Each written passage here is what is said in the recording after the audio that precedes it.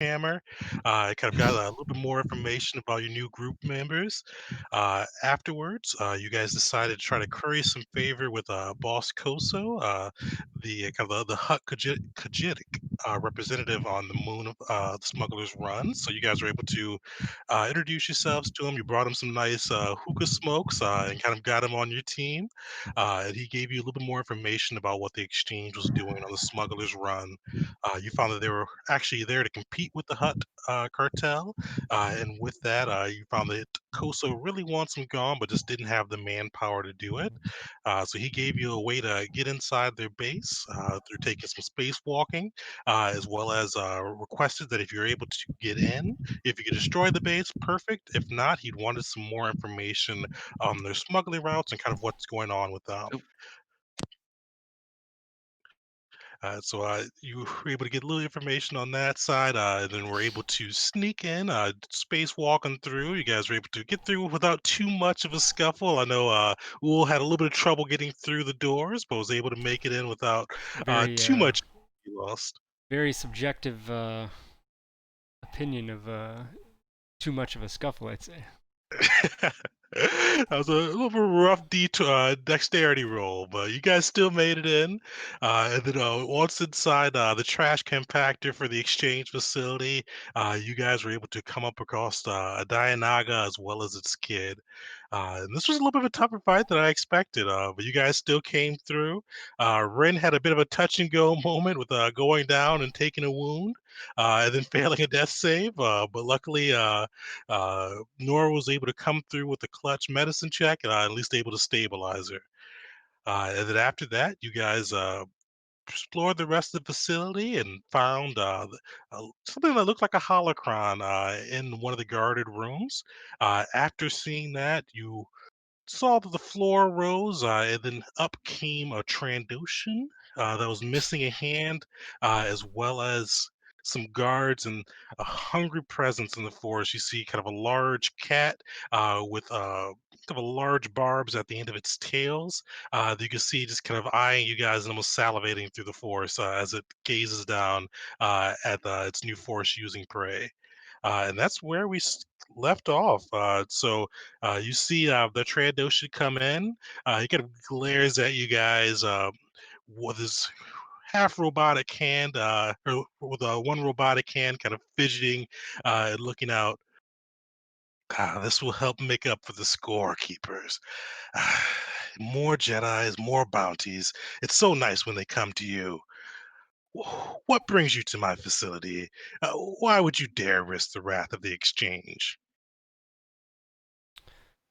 I just turn towards the main guy, leader, whatever, and just say, we're simply here doing a job, trying to get some information, uh, and be on our way. He looks over and says, "Looks like you're trying to steal what is mine." Uh, Knew that would be a good thing to keep around. It seems as though those little force relics always attract more of you type. Either way, I get a new bounty and a few more points to the scorekeeper. You see him kind of fidget his hand a little bit and says, especially after one of your kind took my hand. This will take months to properly grow back. Maybe I should take one of your hands too to make up for the fact. Do you see him brandish his long sword? The beast is kind of howling and kind of rearing at the chain. Do you see him drop the chain? And everybody, give me initiatives.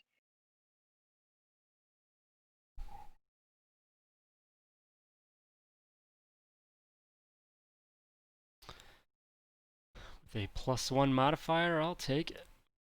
Nice, that's a Yeah, solid roll. these aren't bad rules.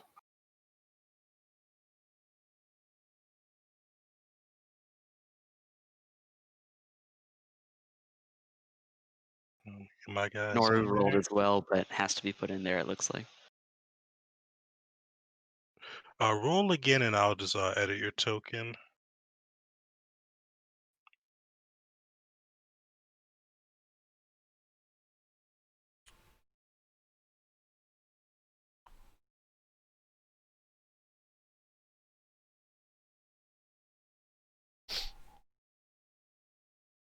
Yeah, so you see the goons behind them kind of leveling their blasters, getting prepared for the fight. The Vorns just kind of leaping about. Let's Why see, my there's initiative didn't go in there? I clicked on my character and then I can roll again if you need me to. just roll again, and you should be able to edit it too. That way you can get on the board and just switch it up to the original one. I'll take it. I'm just, if I have to re-roll, then I think I'll stick to that one. All right, and I'll just throw Ultra in. He didn't say he'd be gone, so let's see if he may just be running a bit late. Gil, we need you. We can't handle a ball on our own.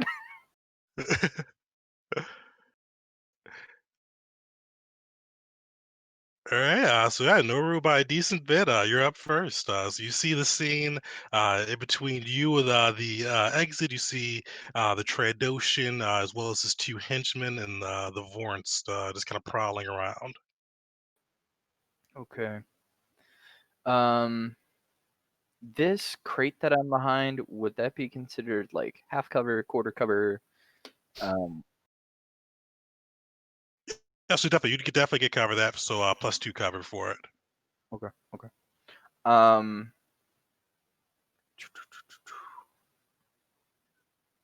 uh, okay. Um, I'm going to reposition.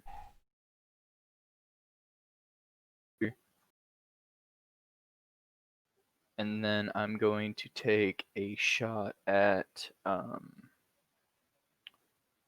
going to take one shot at the. What is it? A Vornsker? You said it was Yep. the Vornsker. Yeah, I'll take a shot with my with my with my holdout pistol. All right. Would I be able to? Could I attempt to hide, or Now with this room, it's a little too brightly lit, and they kind of are acutely aware of how many of you guys are there.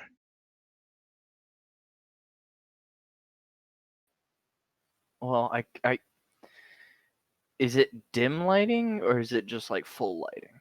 Full lighting. Okay, because I was gonna try to use my covert mastery through what is it? Ideal fighter or something. Okay, then I'll just take one shot at the. Uh, Actually, I'll just do a saber throw. Just do a saber throw. All right. That hits. Nice. Yeah, so 21 on the roll. You're able to throw that kind of a decent arc, and it cuts into the beast a little bit.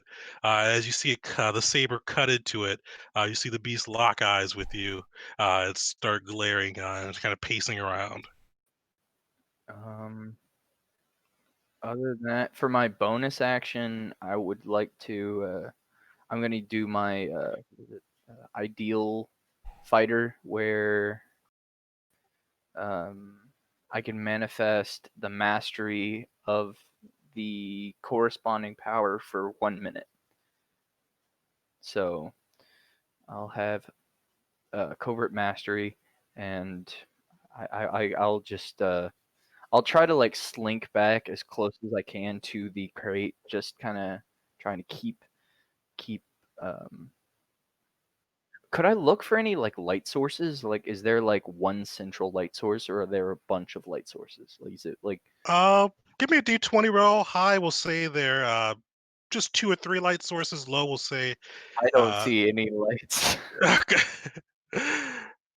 All right. Yeah, it's you're a little distracted with the vorts going through.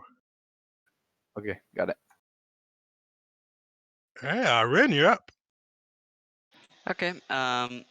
So I'm looking at the table in front of me here. Would it be possible to like hop it or like go around it and try and not hide, but like get some cover? Definitely. So yeah, that's probably about 5 feet tall. So just using your climb, you can definitely get over there. So pretty much count as difficult terrain for that first step, but after that, you'll be able to jump through with the rest of your movement. Alrighty. and then I'm going to take a shot at the guy over here. Actually, I'm gonna scratch that and then use my target lock as well as my what was it, Ranger's Quarry, so Mhm. I can get all that on the main guy. It looks like. So I will do that.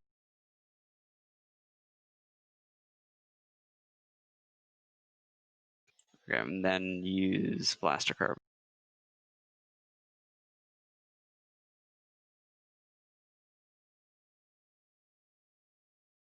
Nice. 21 to hit, so you are able to get a solid hit off of him. Let's see some damage. Yeah, nice. Was that a perfect hit? Also, yeah, so 1 and 5 with the Raiders core, so 13 damage altogether. You're able to kind of light up a good shot, use your head system to get a good beat on him, and hit him pretty decently. You see he kind of burns into his shoulder, and he growls a little bit and kind of flips his sword. Alrighty, that's all for me. All right. So he looks over because it's his turn now. He kind of glares over at you. Says, "Mandalorian, no bounties on those." And you see he looks over at Ool, and he just charges at him with his sword flipping. You see his aggressive movement almost allows him to move faster than you'd imagine possible. And he takes two sword attacks at the Jedi.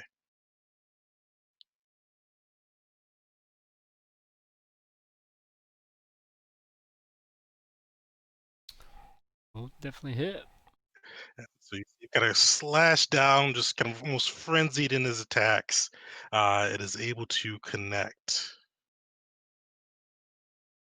Ooh, 27 damage altogether. Or sorry, 31 damage altogether. Do you have any mitigate or anything to help out with that? I'm checking, but question I can do. Second.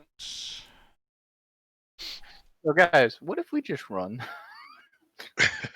Just saying. Reflect doesn't help because that's only ranged, right? Mhm. Um. No, not resistance. Yeah, no. I guess I've only got one left. I can spend my channel of the force. Let me see what that gets. That'd be a good way to mitigate it. Yeah. Dex and Guardian level, which is going to be a whopping 4 plus a d10. And that's on going to be one attack.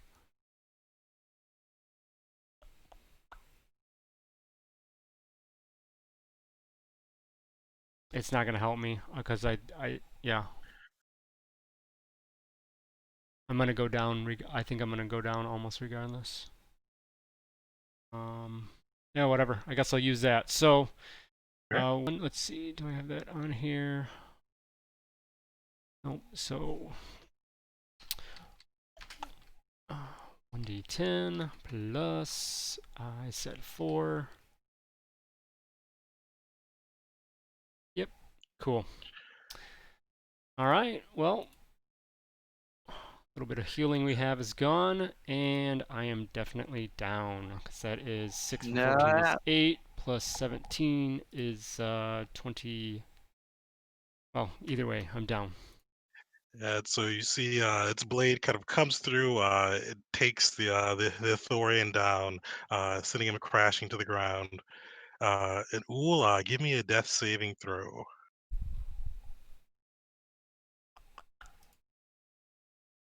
Nice. So one Let's success. go. So Ool's able to kind of grasp, keep a hold of life as he lays there. Oh, actually, sorry. Give me a Constitution saving throw too.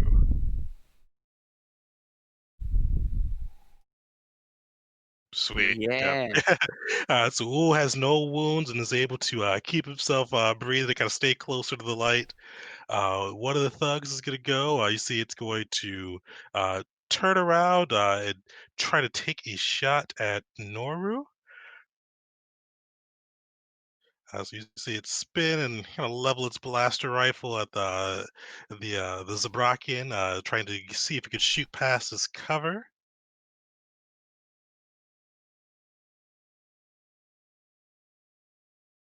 And that should miss, right? Because what you're, yeah, so 16 with plus cover. So you see the shot. Looks like it was a decent bead, but it kind of rams right into the box you're hiding behind and fizzles out. Yeah, Uh, sorry. That my everything's loading really slow to me, so it be yeah. I may not know if it hits. no worries, man.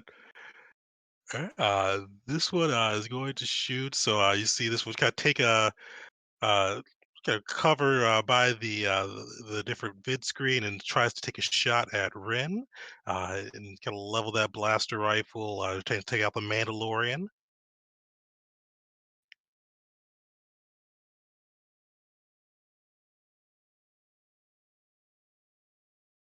This one just it completely goes wide.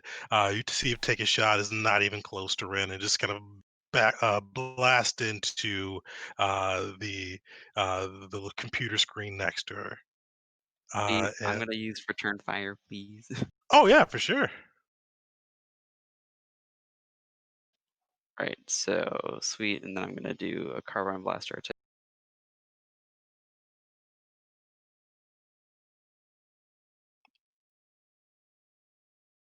Ooh, that may hit. Oh, that does not hit, unfortunately. Okay. Oh yeah, never mind. Okay, Just because cool. return fire, does that add to the attack or the damage roll? That's It's damage roll. Yeah, so damage. that does not hit. Yeah, I was gonna use defiant on it, but it's okay. it's fairly close if you really want the hit. Eh, sure, I'll go for it. Oh, It hit, so you just needed one. You just oh, needed. hey. Okay, cool.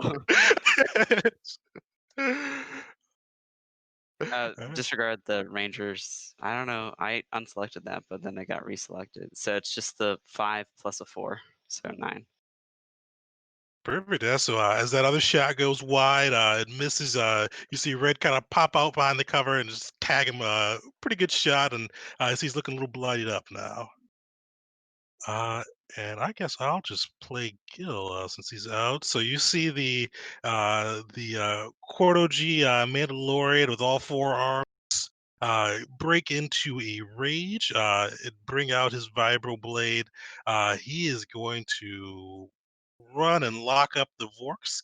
It is going to swing down on him with his blade.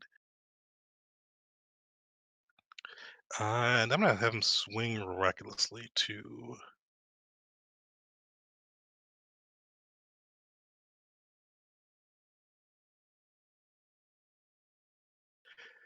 Nice, a crit too. So yeah, he runs up, is able to crit the Vorts so that'll be max damage die.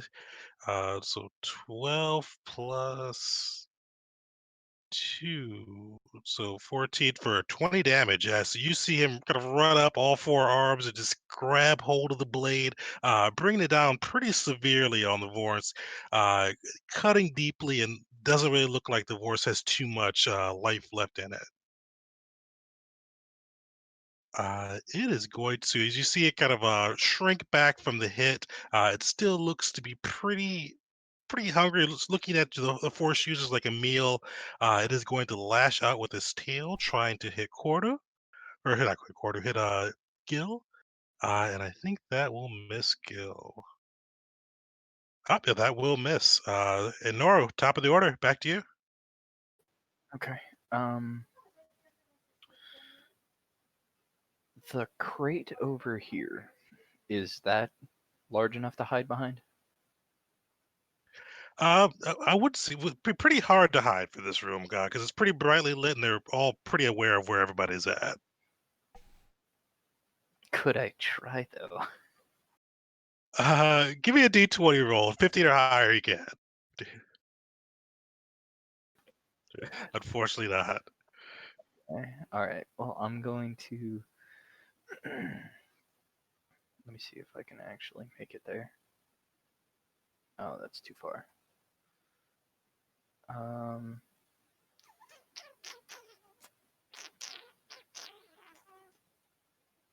yeah, my movement speed's only 30, so I would only be able to make it like halfway. Okay. Um, Man, without hiding, I can't do a lot. Okay. Can I could I check to see if there's actually anything in the crate?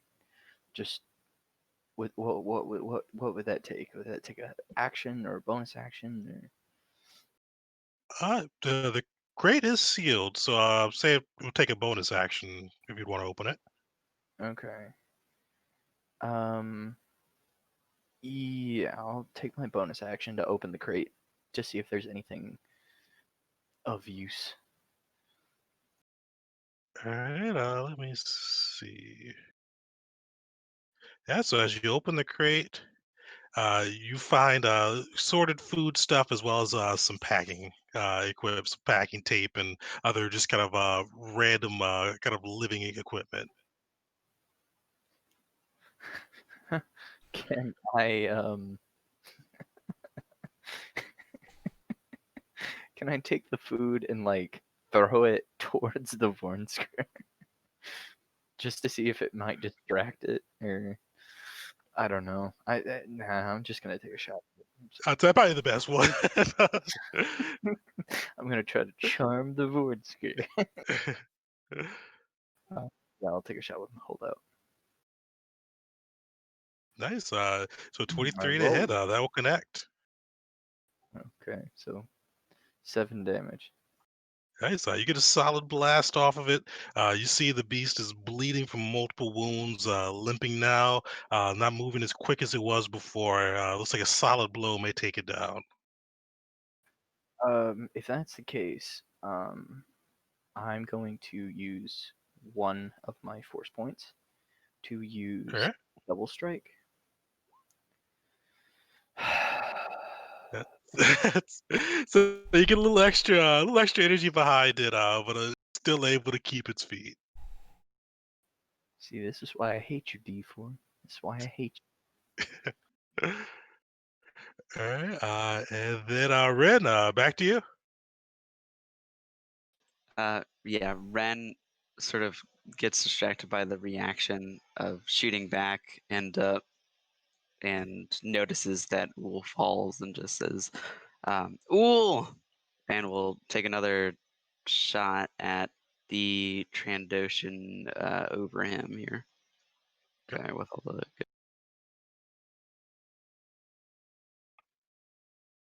That will hit.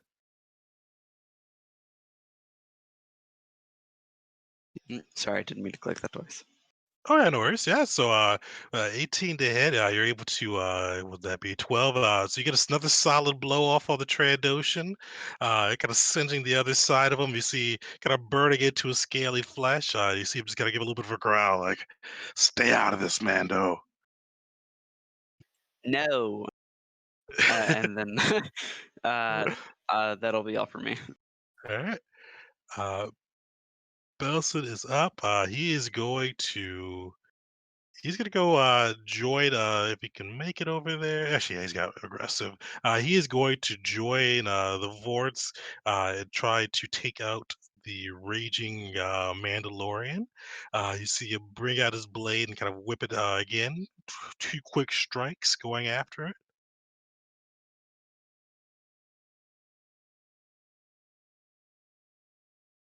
So 16 and a 17, and I forgot what his AC is. Yeah, so both of those hit. So you see Gil's a little too slow on the dodge. He gets hit by both of the Trandoshan's blades. He would Uh, have for tw- advantage either way. oh, true. Yeah, I forgot he was raging or reckless. So for that, it'd be 27, but with the rage, that brings it down to 13. As you see, Gil takes those two hits in stride. It is still up, but definitely looking a little tired. And Uhl, give me a death saving throw. Perfect. Another success. All right. Thug is up. One is going to shoot at Ren. The other is going to shoot at Gilligan. Gilligan. Oh yeah. As in his Newest island? team member. All right. So Ren, that will miss. And that will miss Gil too. So you guys are both able to use you use the cover and just kind of dodge behind it. The one that was shooting at Gil just completely sloppy shot and he's able to evade it. I'm gonna Uh, try and return fire again. oh yeah, go ahead. Ren, how do you feel about like just barely holding on to life? It's not great, let me tell you. I would help if I could. Oh Oh. no! Oh, So double sad. ones. Oh, that's I rough. know. Red pops back out, but unfortunately, he's not able to get a good bead on the thug that shot her. Uh, Gil is gonna go again. You see him kind of eye the Vorsk. It brings his blade up, hoping to end the beast's life. If I can find there's his block.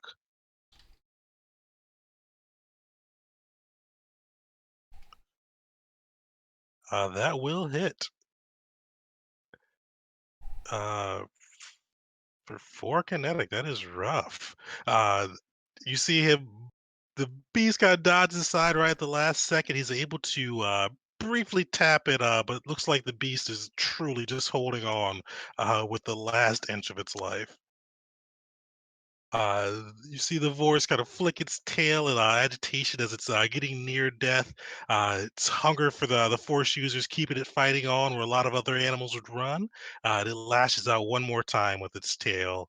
But luckily, Gil is able to just nimbly dodge aside at the last second for the blow. Noro, you're up.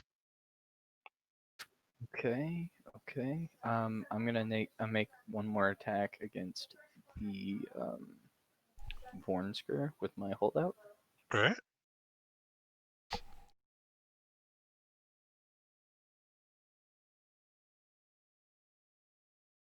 Nice. Nice. 22 to hit, so that will certainly hit. And you should be able to take it. You take him down neatly. How do you end him? I'm gonna be like he goes to like whip at Gil, and I just pop out and pop him real quick. Um, and take him out. With my bonus action, you remember that canister of slime that I have? Yeah. Would I be able to load that into my launcher? Uh, what type of launcher do you have? Wrist launcher. Yeah, sure. I'll give it a Okay. range of like 20 feet. Okay. So I would be able to load it in, but I wouldn't be able to. Would Just that shoot. take like? Okay. Yeah, So that would I'll. take an action to shoot it. Yeah, Okay. So I'll use my bonus action to load that in. And perfect. for my I'd want to use deflection with my attack.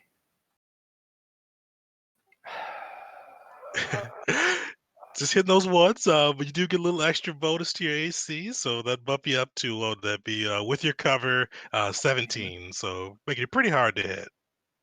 Okay, I'll take it. Thanks. All right. Ren, you're up.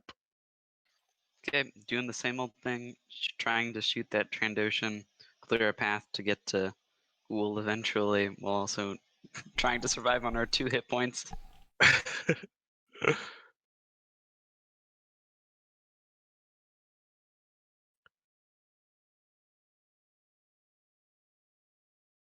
Nice. That will 16 to hit. That'll hit. That's total of 10. It's you burn another hole into the Trandoshan. And he's starting to slow down. He's not bloodied yet, but you can tell that the fight's starting to get to him. Alrighty, wonderful. I think that's it for me. All right. Uh, Belson, he is going to He's probably actually gonna continue his attack against Gil, unfortunately. And is going to lash out twice with his viral blade.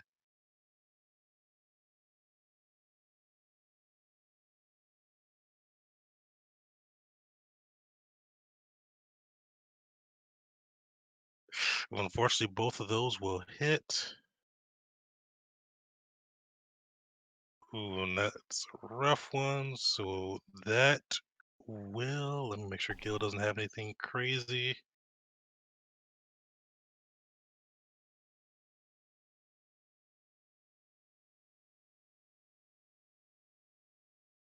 Sorry, Gil, your character died. Does he have anything on that side? Does not look like it. Yeah, so he gets hit with the blades. His rage initially keeps him up for the first blow, but the second blow is enough to knock him down. Yeah, ooh, give me another death saving throw. Come on, Ool. No. Ooh, 2 to 1. all right. So this guy is going to take a shot. So a Ren and Noru, so one apiece. Gosh.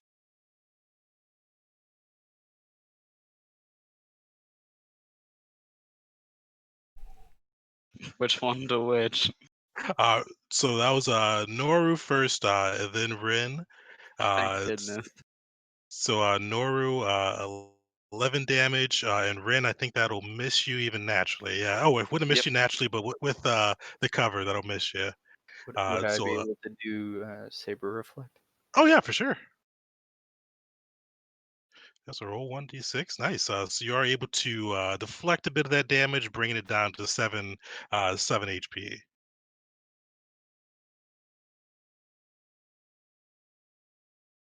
All right, and then Gil is up.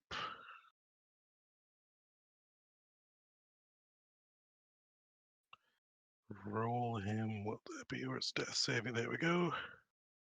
Ooh. Ooh.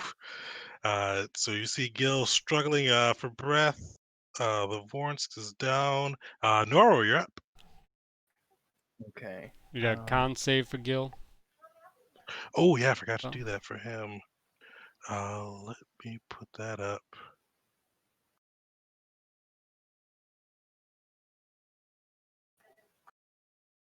Okay, so he's able to just beat it, I think. Yeah, I think it's a 10. Let me bring that up actually.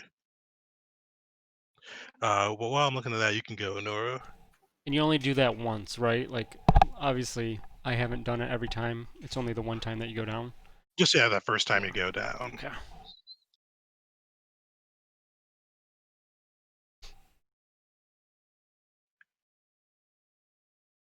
Oh yep, it's a DC 10. Perfect. And then you're up, Noro. I'm just trying to figure out what I can do.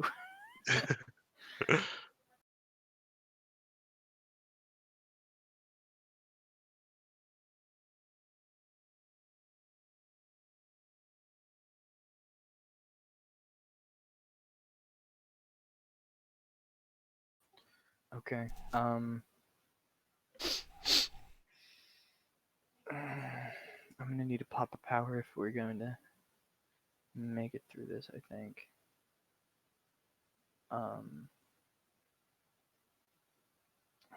but I don't know what I'd be able to pull out.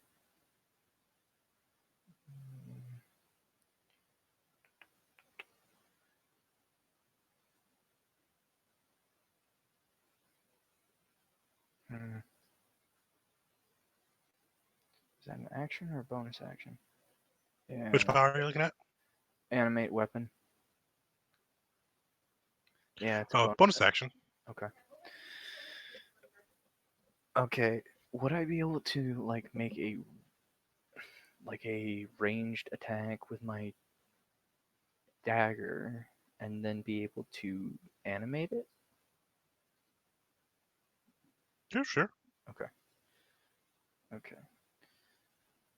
Okay. So would that just be a standard vibro dagger attack since it's already with dexterity? Yep, so just standard vibro dagger attack on that side. Just make sure you're looking at the ranges for that. It's oh shoot, still 20. Bloody. Hmm. Okay. Shoot.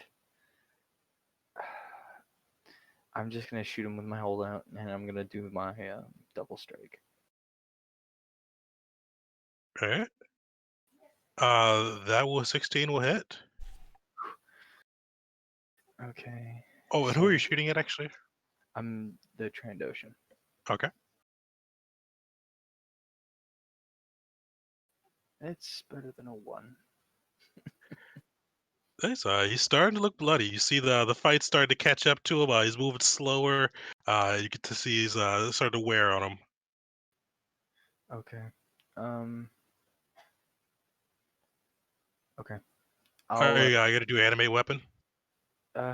no. I'm not no. No.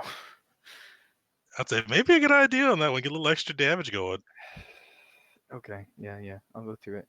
I just don't want like if I do I'll burn like most of my force points. So Oh, Yeah, 2 of us are dead, so might as well go for broke at this point. yeah, sure, why not? I can only cast it at level 2, so okay. I'll animate my weapon. So now I'm down to 0. 0 from my force point. We need like a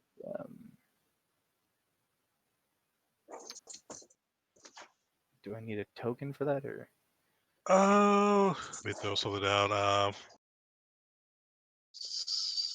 I see. should have probably had one already. Sorry about that.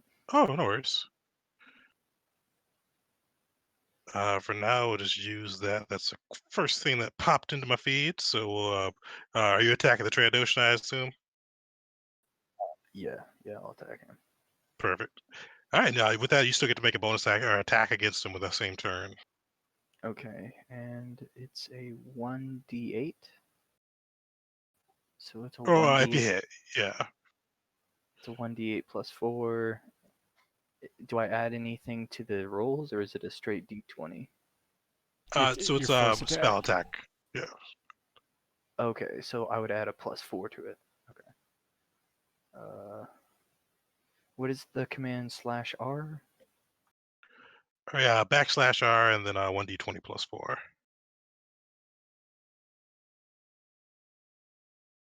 Ooh.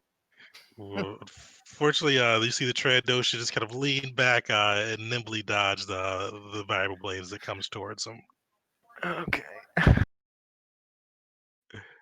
All right, Ren, you're up.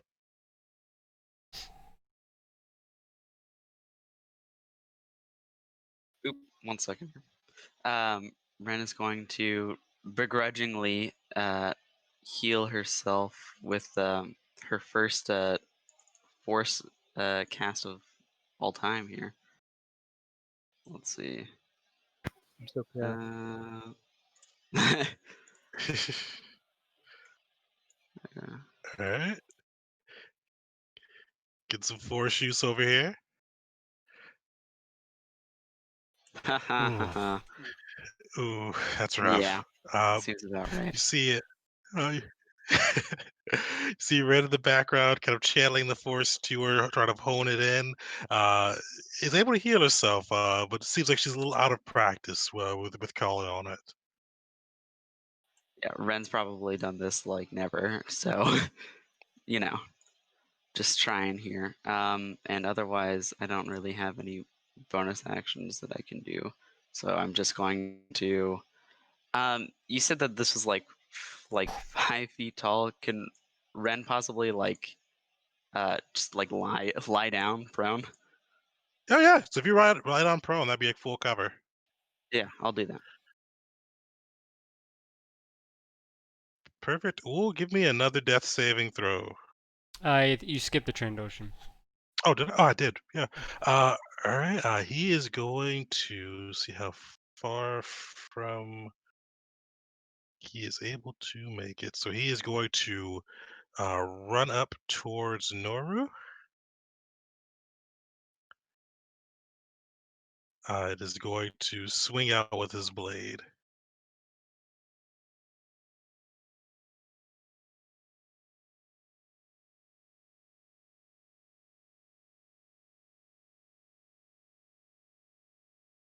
Find his sheet again. Yeah, so he runs up, swings out twice with the blade.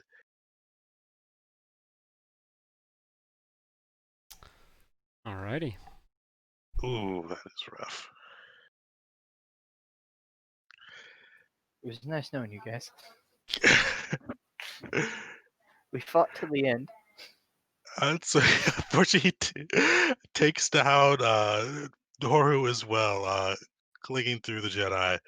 Uh, Fly who will away, give me little sparrow, fly away.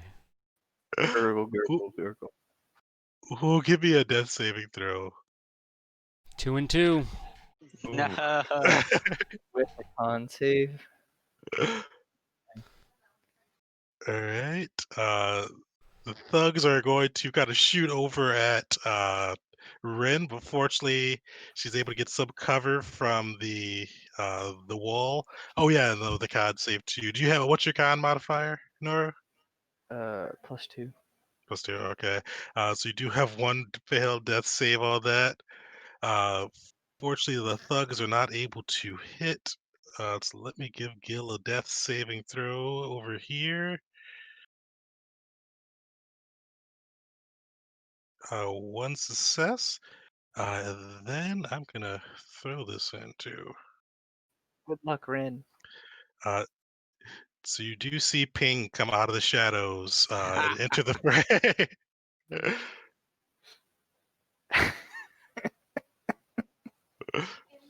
So let's see.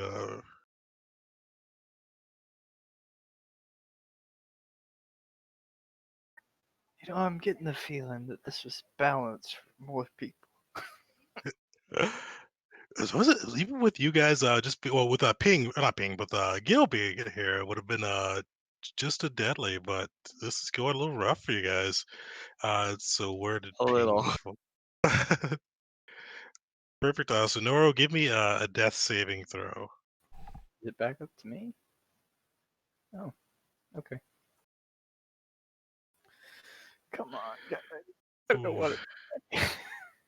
So you see Ping kind of walk in with kind of a little smile on his face, just like was a little lost, guys.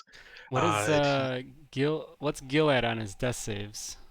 he's Wait, wait, got wait, wait, wait, wait, wait, wait. one failure and uh Gil is 1 and 1, I 1 and think. 1, and then Noru and I are 2 Nora's and 2. yeah, or I two. cannot. Or Nora's two sorry, and zero. Two and yeah, 2 and 0. One. Ooh. Got 1 health. I forgot about second heart. Oh, sweet. Yeah, you're up still. Yeah, sweet. Yeah. That's so you're able to second heart up there. So yeah, take your turn. Oh boy. So glad I remembered. Um. Oh shoot, where did the Trandoshan go? Isn't he Oh, right next to you? he's right That's in front. Daisy. Okay. All right. um. Uh. Is my animate weapon still up? Oh yeah, if you didn't go down, it's still up. Okay. Okay. Because luckily that's not concentration or anything. Well, I will do a. Oh,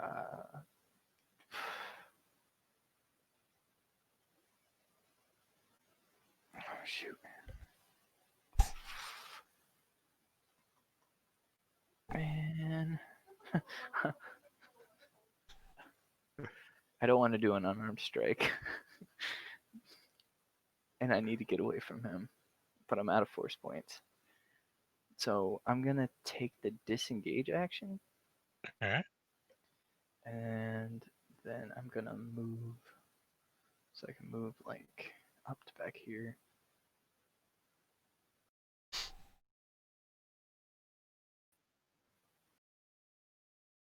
Just gonna give me some space between him, and then I'm gonna take another shot with my holdout.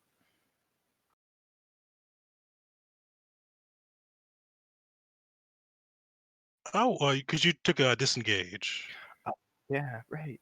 You, you know these things. I don't. My brain, not big, not big. Oh, no worries, man. Um, Yeah, but you are able to get some distance between you at least. right. And then the weapon. Yep, you still have your bonus action attack for that. So it Okay. has 20 feet of movement. Damn.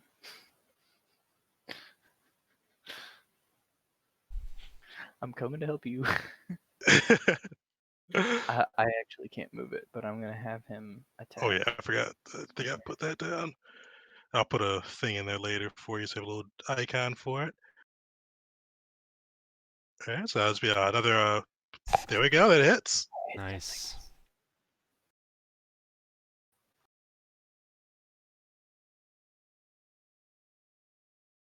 That's gonna be a 1d8 plus your whiz modifier.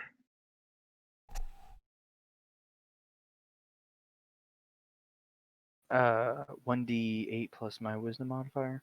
Mhm. Sorry, I'm just pleading for Ping to join. uh,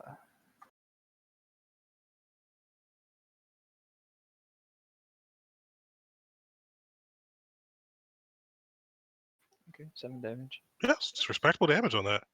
Hey guys. Oh, hey, We big made here. Hey. It's not Everyone's going dead. super well. It's so bad. Actually, I just had to add your guy in, but you're here now, so it's actually perfect timing. You're up here. All right. Well, I still got to jump in, but here I'll take my turn real quick here. Let me load into Roll20 and see what's going on. It's a little bit of a Nothing rough good. scene. A little bit.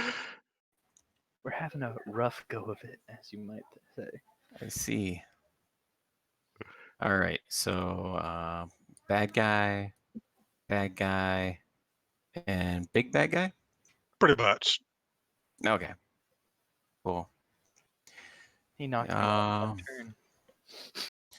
So I actually had a plan here. I don't remember what it was though. So Ping is gonna come into the room, seeing that you guys are having a little bit of issue. And he will cast Coerce Mind. I'll just type this out here. Nice. Who are you targeting? So I'm going to twin it. So I'll cast it at this guy and this guy. And sorry, what the Trandoshan, and I'll just try to tell him that the Trandoshan is going to betray them to remove any evidence of what's happening here. Your only chance is to kill him, and I'm going to try to convince them to turn and kill the Trandoshan. Nice. So you see kind of Ping walk in the room, call upon the force, and both the thug's eyes glaze over. And you see, I knew that Trandoshan wasn't any good. He's been stealing creds from us forever. They both kind of turn and level their rifles at Belson. And Ren, you're up.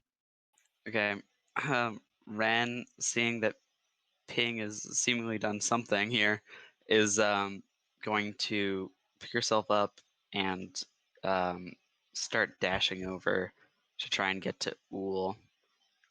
So she should lose 15 from her base move speed for picking herself up from being prone, and then it's difficult terrain on the first one, so she should be able to make it, I believe, to here. Like, Yeah, I think that's right. yeah, I think Use your 40 dashing, feet. yeah.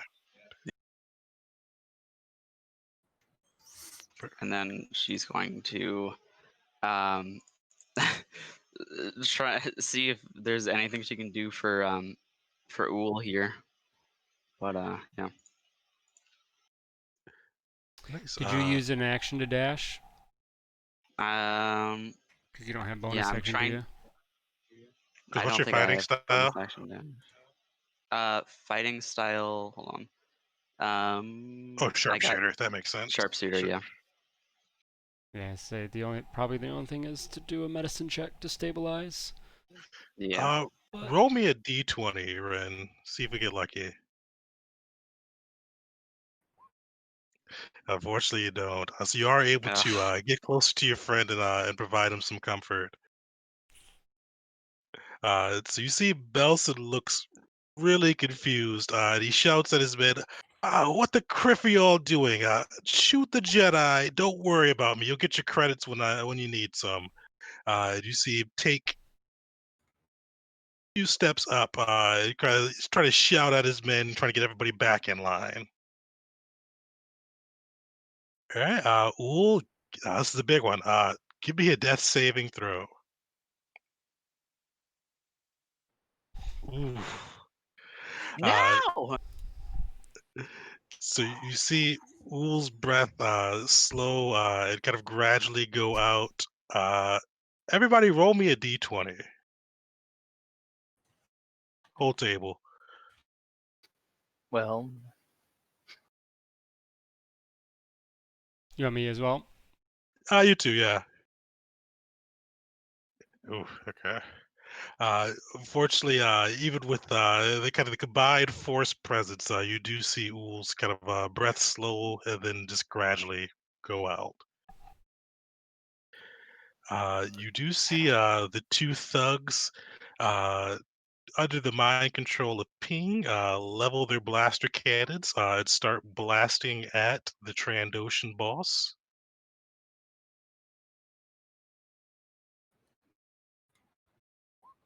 They both hit. You see the Trandoshan is looking kind of near the end of his life. Uh, Kill.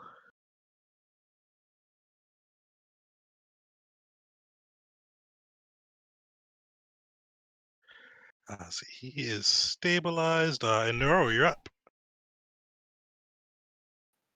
okay.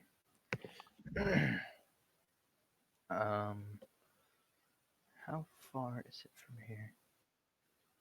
Oh, it's still 30 feet. What is? What is?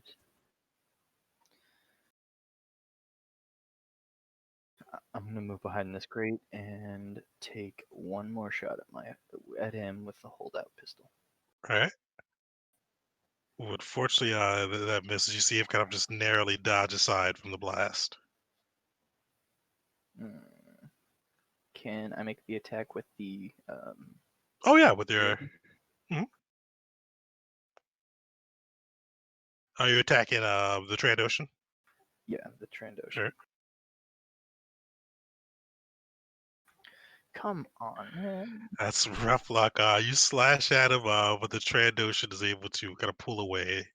He's kind of glaring at you, but he looks extremely confused with his old team coming at him like that. All right, Ren, you are up. Oh. She's like screaming at this point that Uhl's sort of stopped breathing and is going to sort of look back and forth between him and the Trandoshan and try and fire off another shot towards the Trandoshan. All right. Ah. Unfortunately, that will miss. So you see, the Transocean, while confused, is still able to dodge pretty expertly. You do see on the Trandocean's turn, he does look pretty panicked that his own men would kind of go against him. You see him get onto the platform and tap into his data pad. And you see that the lift begins to go down and he kind of disappears from view. Uh, the two thugs are still kind of glassy-eyed, just staring at each other. And Noro, you're up. I'm going to use my ideal power. Ideal the hunter. All right. Me blind sight. So I'm going to be able to see him whenever he's within 10 feet of me, and I'm going to try to walk in the area that I saw him last.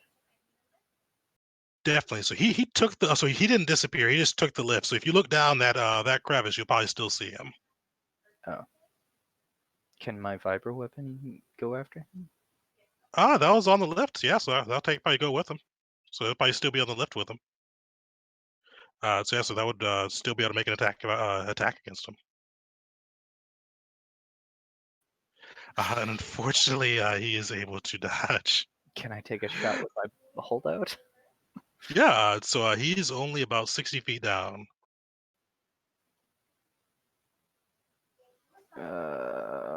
I'd have disadvantage on the shot. Would I? Hold on. What's a holdout's range? 30. 30. Oh yeah.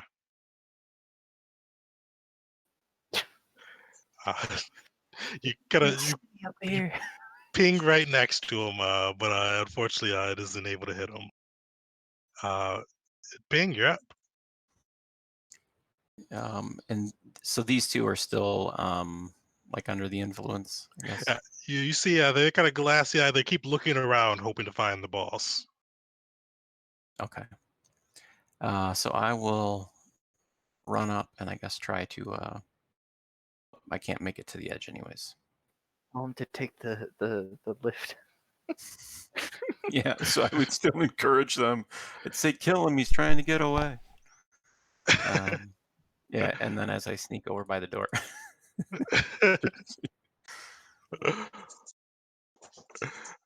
All right, Rin, you are up. Okay. Ren is still very distraught. Doesn't know exactly what's going on. She's gonna grab Ull's lightsaber and start making her way over to Gil.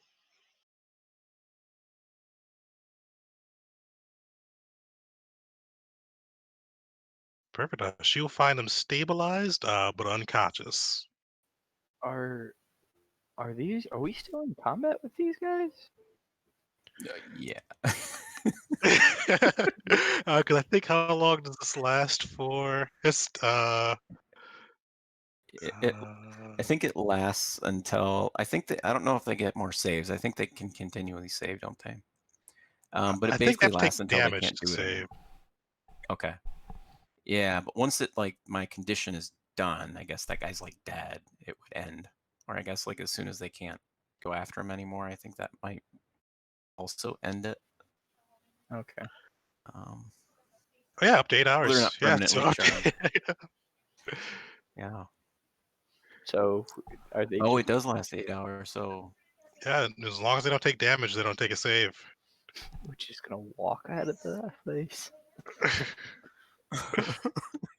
yeah. So I'm gonna walk up and I'm gonna tell them we're here on the exchange to kill that traitor that you guys let get away. But first things first, we need to find a back to tank for our friend. And then we can talk about what happens next with you two that have failed. I'm gonna try to completely BS our way out of this. There's no way around it. I'll give you a deception check. I'll give you a deception check with advantage. You've already got him under kind of your sway a little bit. All right.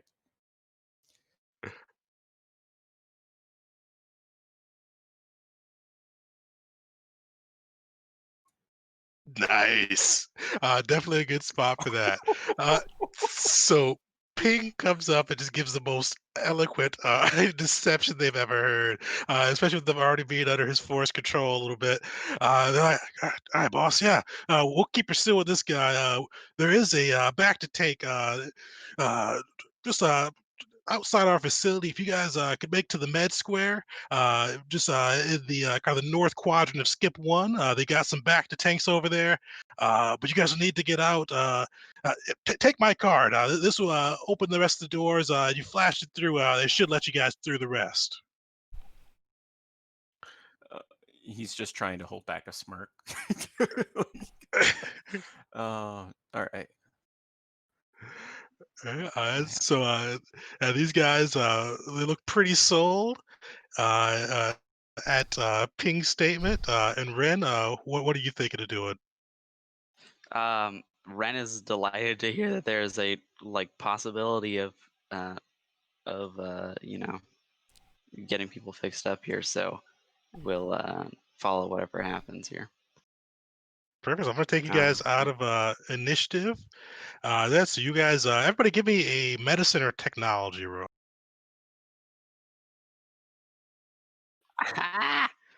the one time I don't get a good technology roll. Uh, this one isn't super complicated. So, Red, you would know, especially with being a Mandalorian and fighting on numerous battlefronts, you'd know if you can get somebody to a back to tank within the first hour, even if they have stopped breathing. A lot of times, the miracles of back have been able to kind of get their heart pumping and get them back to a fighting condition. Wonderful.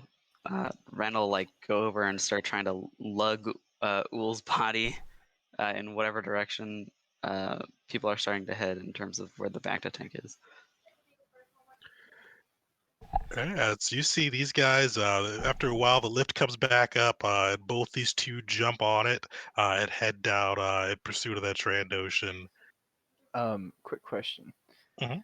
Could I search these crates for like any medical supplies or any anything that we could use to just uh, heal up real quick? Uh, Definitely. So yeah, give me an investigation check. Come on, investigation. I was 14 either. 14. Yeah. So that's you search through. You do find some credits. You find about 200 credits kind of spread through the different boxes. But unfortunately, you don't find any medical supplies. So you said there was Mhm. packaging material, Christ. like packing tape. Would I be able to like I don't know. duct tape the wounds?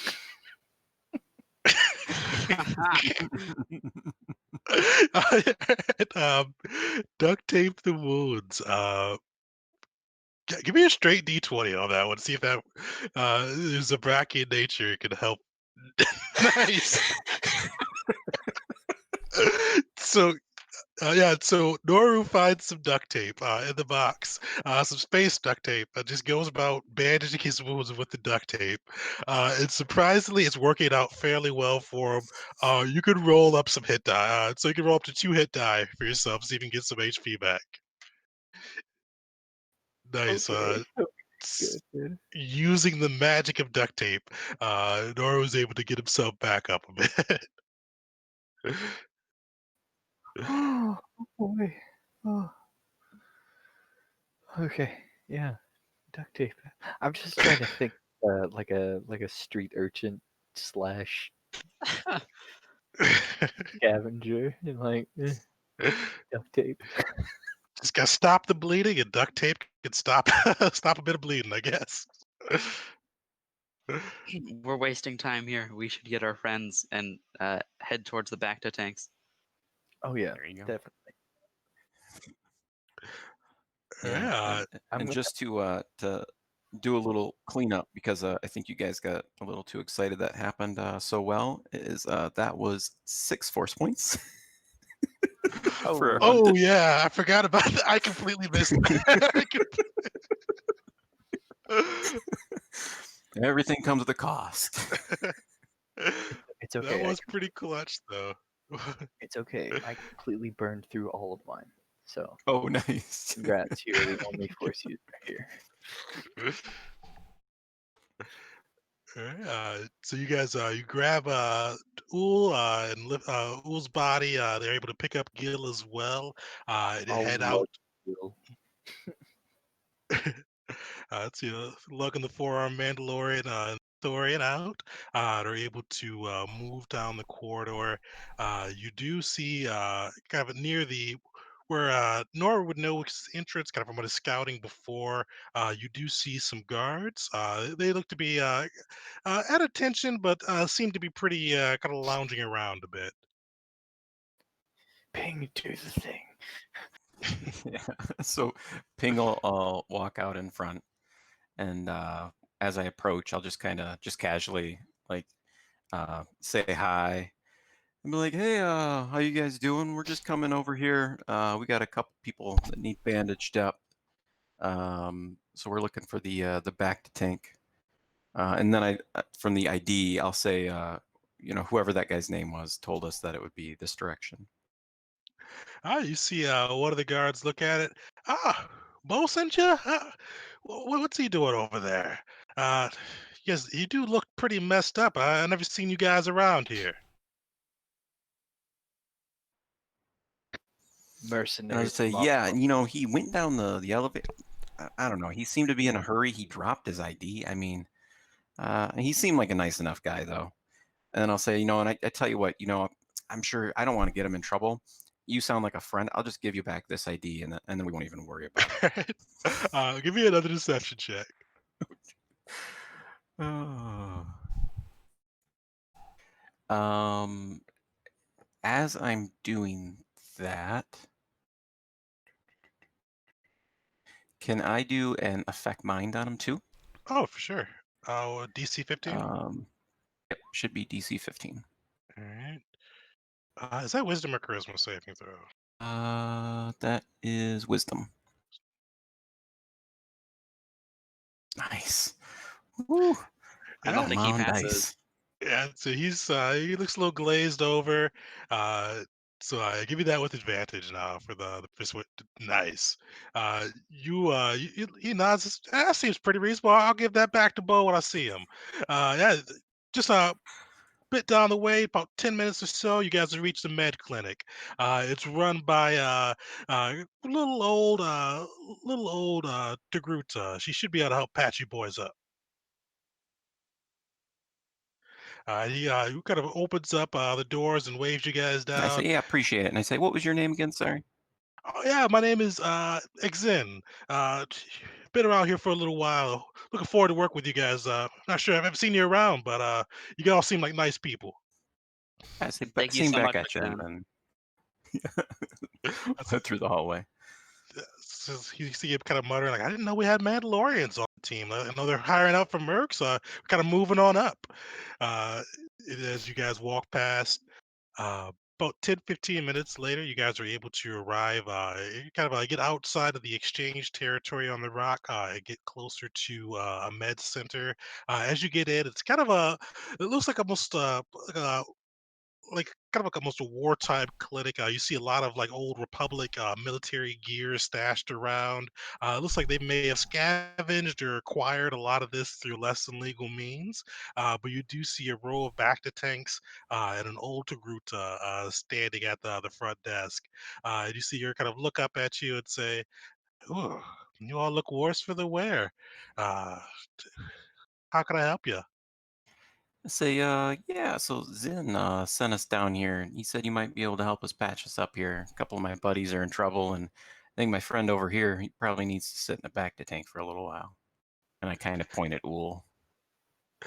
You see, she nods and says, well, we could take care of you guys. That'll be 100 credits. Is that fair for you?" Sure, And I'll get it I'll here. I'll open the I'll give him the 100 credits that I pulled from the. Oh, okay. There Oh, you go. I was going to haggle, but I feel like that's pushing my luck. Yeah, I'd be willing just whatever it costs at this point. Ren Hey is, man, you know, if you want, Kryptonite, so if you you want just not. to, we could we could hit him with affect mind, and I can do cloud mind. please. Or mind trick, I think it is. Mind trick, yeah. She takes 100 credits. You see, she has a little medical droid which lifts Ool up and places him into the Bacta. You do see that she kind of goes through, pulls a little Bacta syringe and ejects it into Gil, bringing the Mandalorian back to consciousness. And as she looks over at the party, she says, yeah, your friend, you got him here in time. We should have him back as good as new, say, about a half hour. We should at least have him. He'll be a little weary, but he'll be back to the realm of the living. Ren's just like bawling. Thank you, space science. So you guys, you wait around for 20 minutes, and Ool, you start to kind of regain consciousness. You're kind of floating in the back to tank, just kind of bobbing in the waters as your mind returns to you. You do feel kind of a strong connection to the force, even though you are a little bit weak from the exchange. You do feel kind of almost a little bit of force certainty while you may have come across a tough foe, taking some blows. You do feel kind of like you're on the path where you need to be. You kind of feel the force guiding you. You do after probably about 10 minutes or so of you being awake and consciousness and kind of feeling that healing back to roll over you. The droid does pull you out of the tank. It kind of gives you back to the party.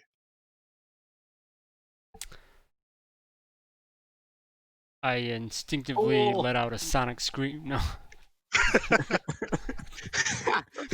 Gut reaction, wiping everyone out.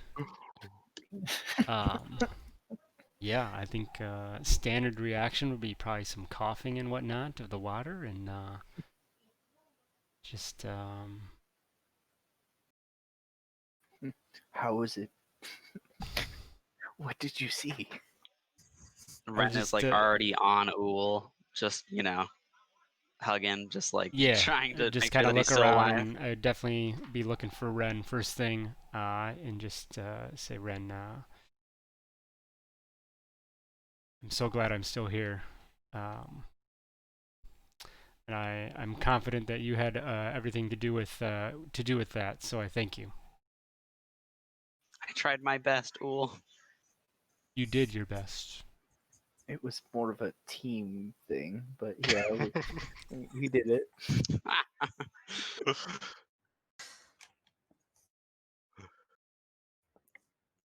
As you see the group just kind of fussing around you guys, says, if you guys can get shot up like this, take my card. This is always looking for good work, and you guys seem like blasters just fall, kind of attract around you guys. So if you get past wrecked up on the moon, definitely come find me. Yeah, thank you. We'll come all the way just to. Yeah.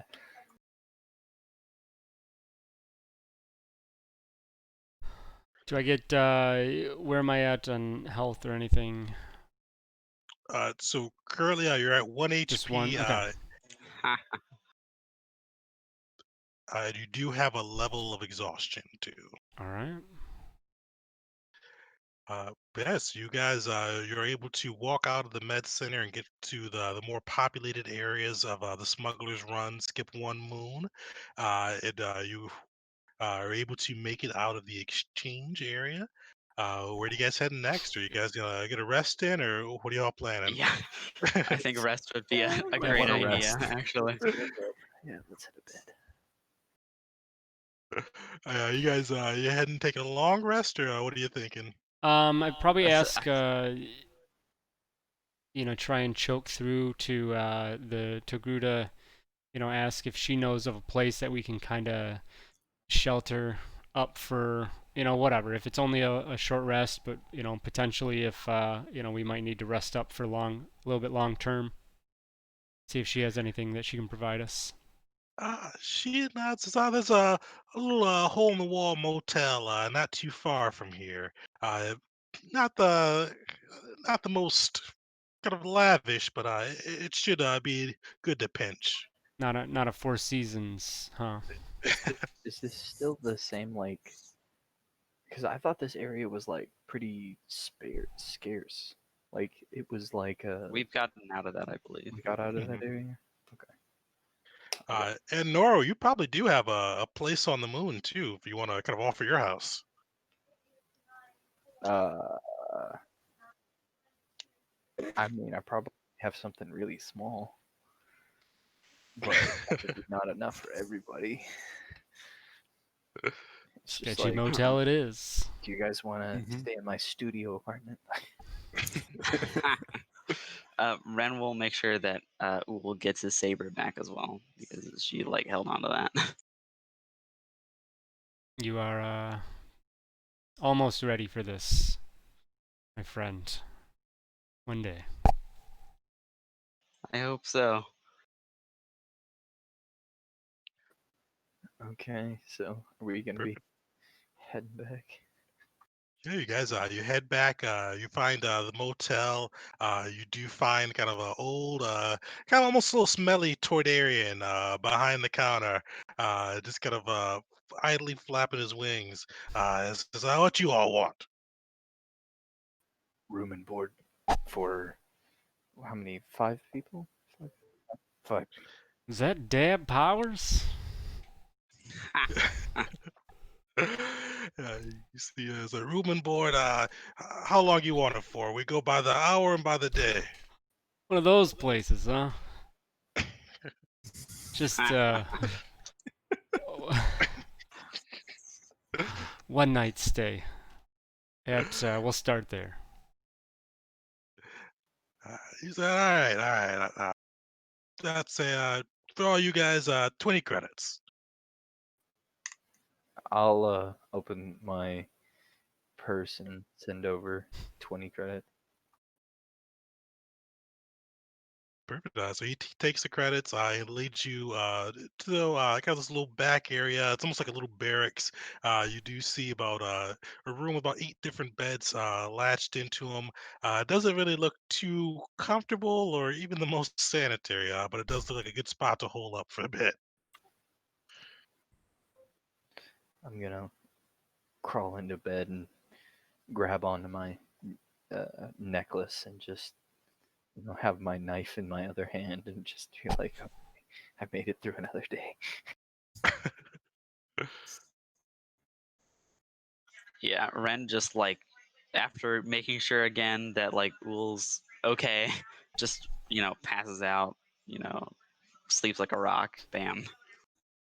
Yeah, I will. Uul will meditate a little bit before then going into rest.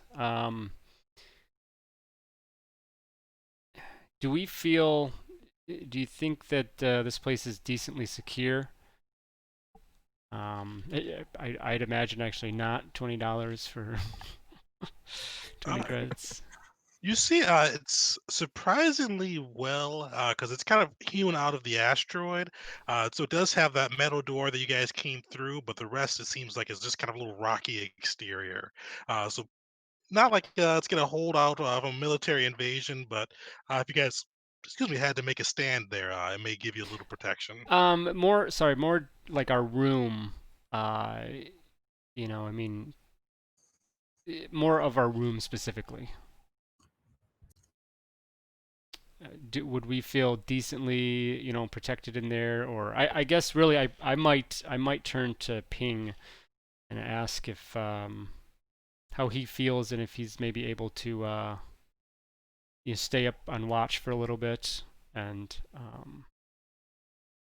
if we need to rotate, take turns, do so. But Yeah, I mean, Ping will stay awake. He's gonna do some meditation anyways, so yeah, it's fine. And this whole time, Ping is just like scratching his head, like not sure why he came back for you guys. Like he was halfway out of the building and just like peacing out, but like and he's like, ah. But yeah, Ping will stay awake for a little while.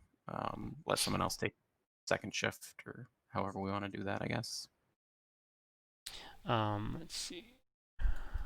Checking on. Okay, long rest reduces the exhaustion. Um, long rest isn't necessarily solid sleep, correct? Oh, nope. So yeah, you can do 6 hours of sleep and then 2 hours of other things on a long rest. Okay, so yeah, I'll maybe see if Gil, Noru, or Ren, whoever is. So just kind of split this up in the 2-hour blocks to give us, I'll say, I'll tell Ping I'm gonna get my rest out of the way, um, and before Ren passes out, maybe see if she will grab a shift in there as well. Yep, definitely. I'll take a shift as well. Okay, so yeah, I'll take the last shift. So yeah, so Ping, um, and then Noruo. If you want to take the second one, and then Ren, and then I. I'll just be like, Yep. I'm meditating with my necklace while I'm on shift. And before I pass out, before Ul passes out, I will go to Ping and I will thank him for coming back.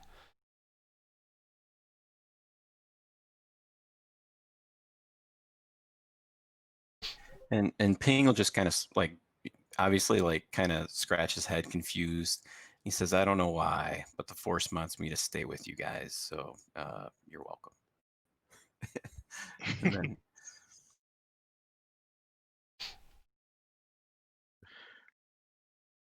Perfect. So after that, you guys are able to get a long rest in, and let me roll this before I forget. So it'll be Ul, Gil, Ren, Ping. Sorry, Ul, Ren, Ping, Noru for these. All right, you guys are good. You are able to get a long rest in, so your point totals do go down by your level for the hunted thread. So that brings, ooh, you are down to 0. Gil's down to 1. Ren, you're down to 0. Woo! Ping, you are down to 6. And Noru, you're down to 1. Okie dokie. So you guys, you wake up, you feel refreshed. You were able to get the data the hut requested, as well as the holocron that Gil's Jedi friend Cade, had. Uh, you guys are able to kind of go from there. Hit dice on a long rest. Half your level, Half your level. rounded down I thought rounded up, but I'm on not those. I positive know on usually. that. It I'll could be look it wrong. up. So, but okay. I think I got everything else. So you get 2 hit die. We get basically because Is it rounded up? I'm looking it up. I thought so, but I may be wrong. BHB hit dice.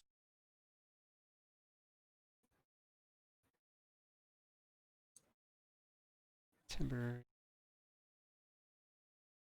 Someone's Oh, arguing that at level 1 you would round up because half of your level would be half and you'd round Well, down. usually it's usually there's like a minimum of 1.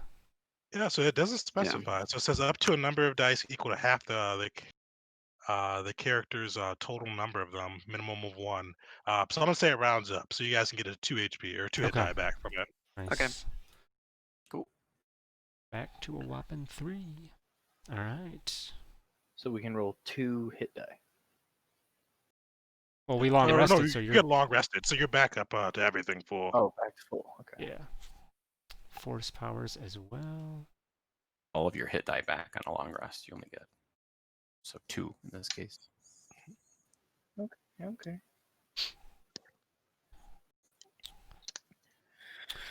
Oh, yeah. Awesome. So I assume that no incidents over the night.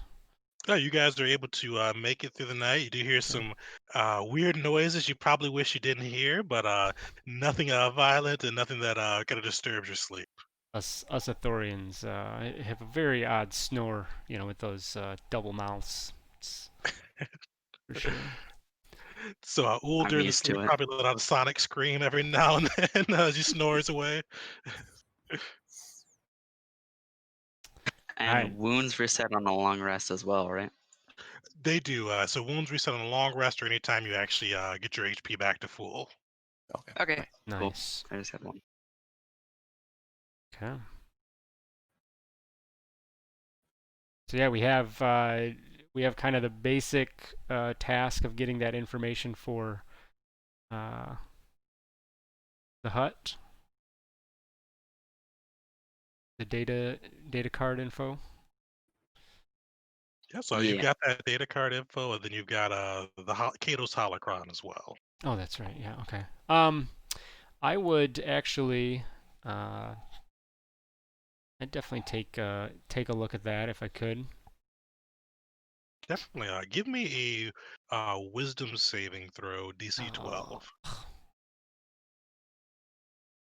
Or yeah, you use charisma as your main stat. So yeah, charisma okay. saving throw, DC 12. Nice. So you are able to reach out with the force and access the holocron. Do you see as you kind of reach out to it? This is a little different than some of the holocrons you may have seen during your time with Coruscant. This one, those ones seem to almost have like the presence of the one that made them, almost like a little uh, copy or imprint of the person who made the holocron. This one, you can feel pieces of Kato's presence in the force, but it doesn't feel like a fully fledged holocron. It does boot up after a second, though, and you do see a holographic image of Kato appear out. This looks to be a little bit more mechanical and less having kind of the full imprint of his personality, like a lot of holocrons will. You see it kind of as it takes to life with the young human appearing on the screen. He looks around and gives a small bow. It says, I am Cato. If you are accessing this holocron, it means I must have met my end. Uh, Before death, I'd been undertaking a number of different missions, hoping to aid the Republic and the Jedi Order as a whole. Uh, there's a number of different things going on within the galaxy right now that need the Jedi to investigate them. But unfortunately, our order is scattered and broken. If I am dead, that means you will need to carry on in my stead. The big things that I have found that are really causing distress within the Force and could endanger the Republic after its victory over Revan's empire are two different. There are three different things. The big one is we've actually found that Darth Revan's holocron has been located. It appears that it was in the wreckage of his flagship when he was ambushed, when he was still Darth Revan, and it's somehow wound up on the planet of Dathomir, taken by a night sister named Kella. Uh, I have not been able to figure out what the holocron contains, but from sources I've had that used to be former Sith, Revan was able to unlock some dark rituals that could enhance the strength of any Force user. Did you say Corella Uh, was her name? uh, Kella, Kella. so Okay. Kela. All right. This says Revan's holocron should not fall into the wrong hands. While he may have redeemed himself and saved the Republic, as a Sith Lord, he was more than formidable and far more powerful than anything that we've seen before. His teachings should not live on. He kind of pauses for a second. It says the other thing that we have found that could cause trouble for the force as a whole, light and dark, is it appears the exchange has found a technique to nullify uh, the force. Somehow they found ways to make pockets where the force just does not exist. And they've been using it to both hunt Jedi as well as to try to take Sith territory. Apparently, upon the planet Merc, they found some way, some chemical or some biological weapon to take the force out of a small area. Uh, we know they have a research facility on Merc. That was my next task, is to go investigate how they had done so. You see him kind of nod towards you guys. It says, "Well, this is not a full holocron. I have programmed in some additional information in some areas where I can help. If there's anything that I can provide to you in your endeavors, let me know." I'm just going to be like, whenever he starts talking about Revan, I'm going to be, just like, more blasted, fallout from Revan and his foolishness. Um, Are you saying that out loud, Noruo? yeah, I'll be kind of like mumbling that. Uul reacts a little bit to a combination of, Kato mentioning Revan as well, and then a little tinge of reaction to Noru as well.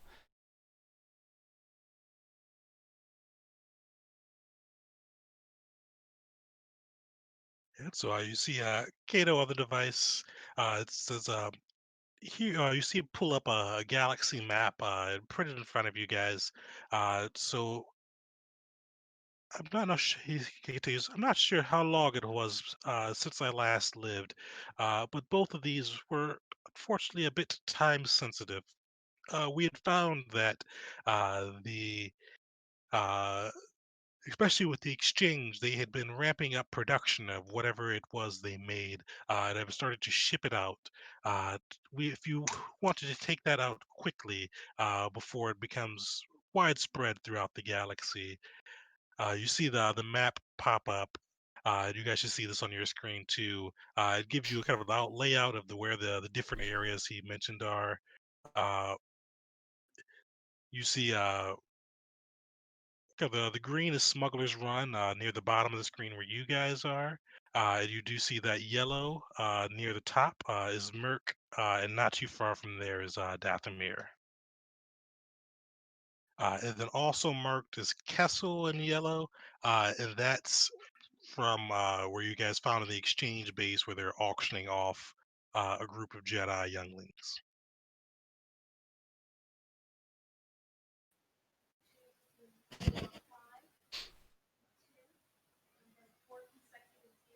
So Dathomir is Alrighty. where the holocron is. Castle is where the the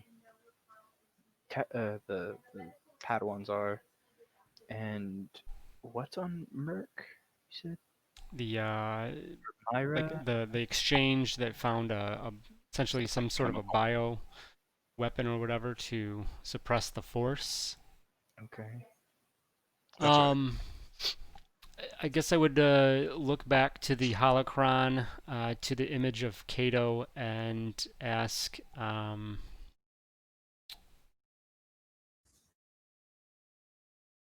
is there anything that we can seek out to help us in going forward with these with our investigation?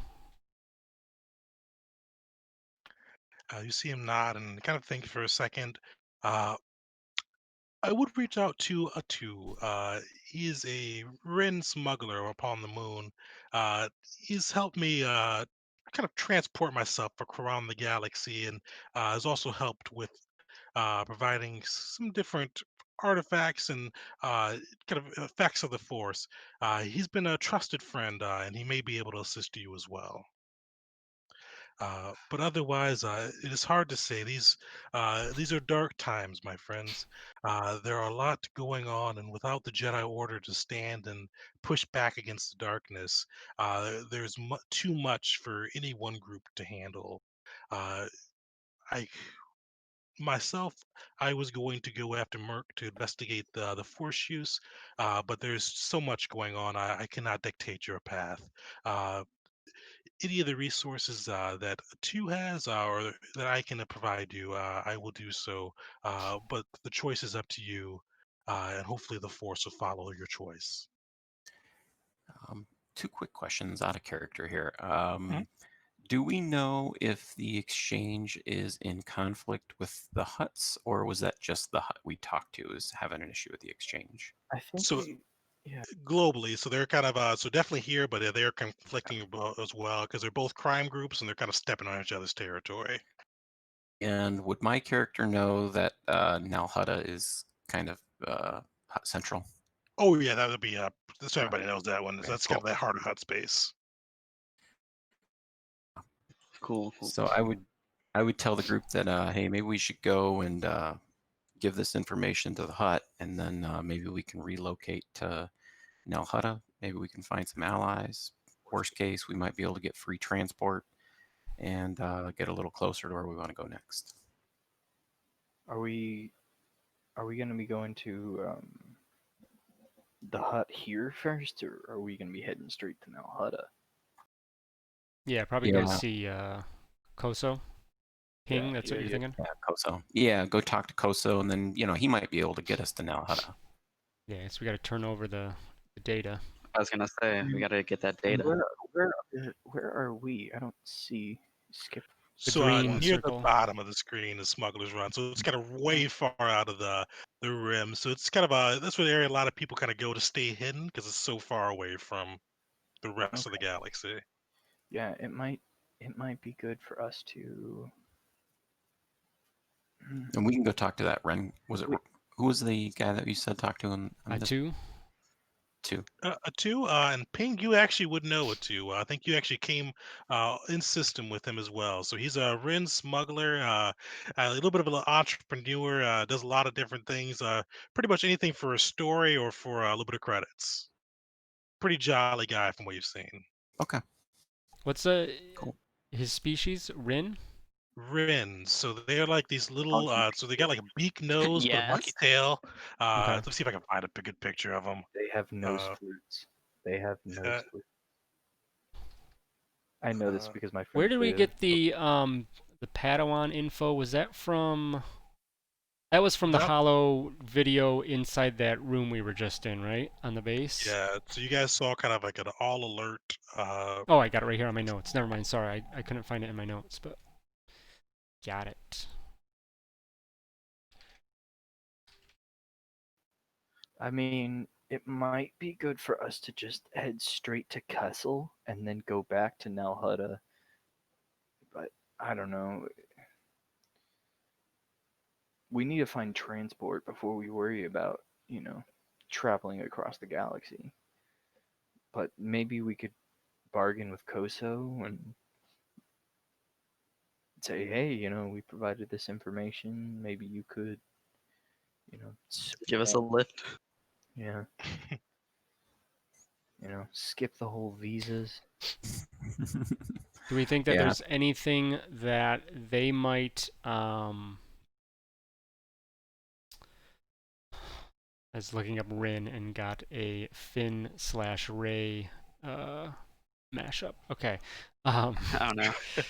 Is there any sense of this information that we have that would play towards Koso and he might be, I think Ping touched on it, helpful, looking to help us with that, or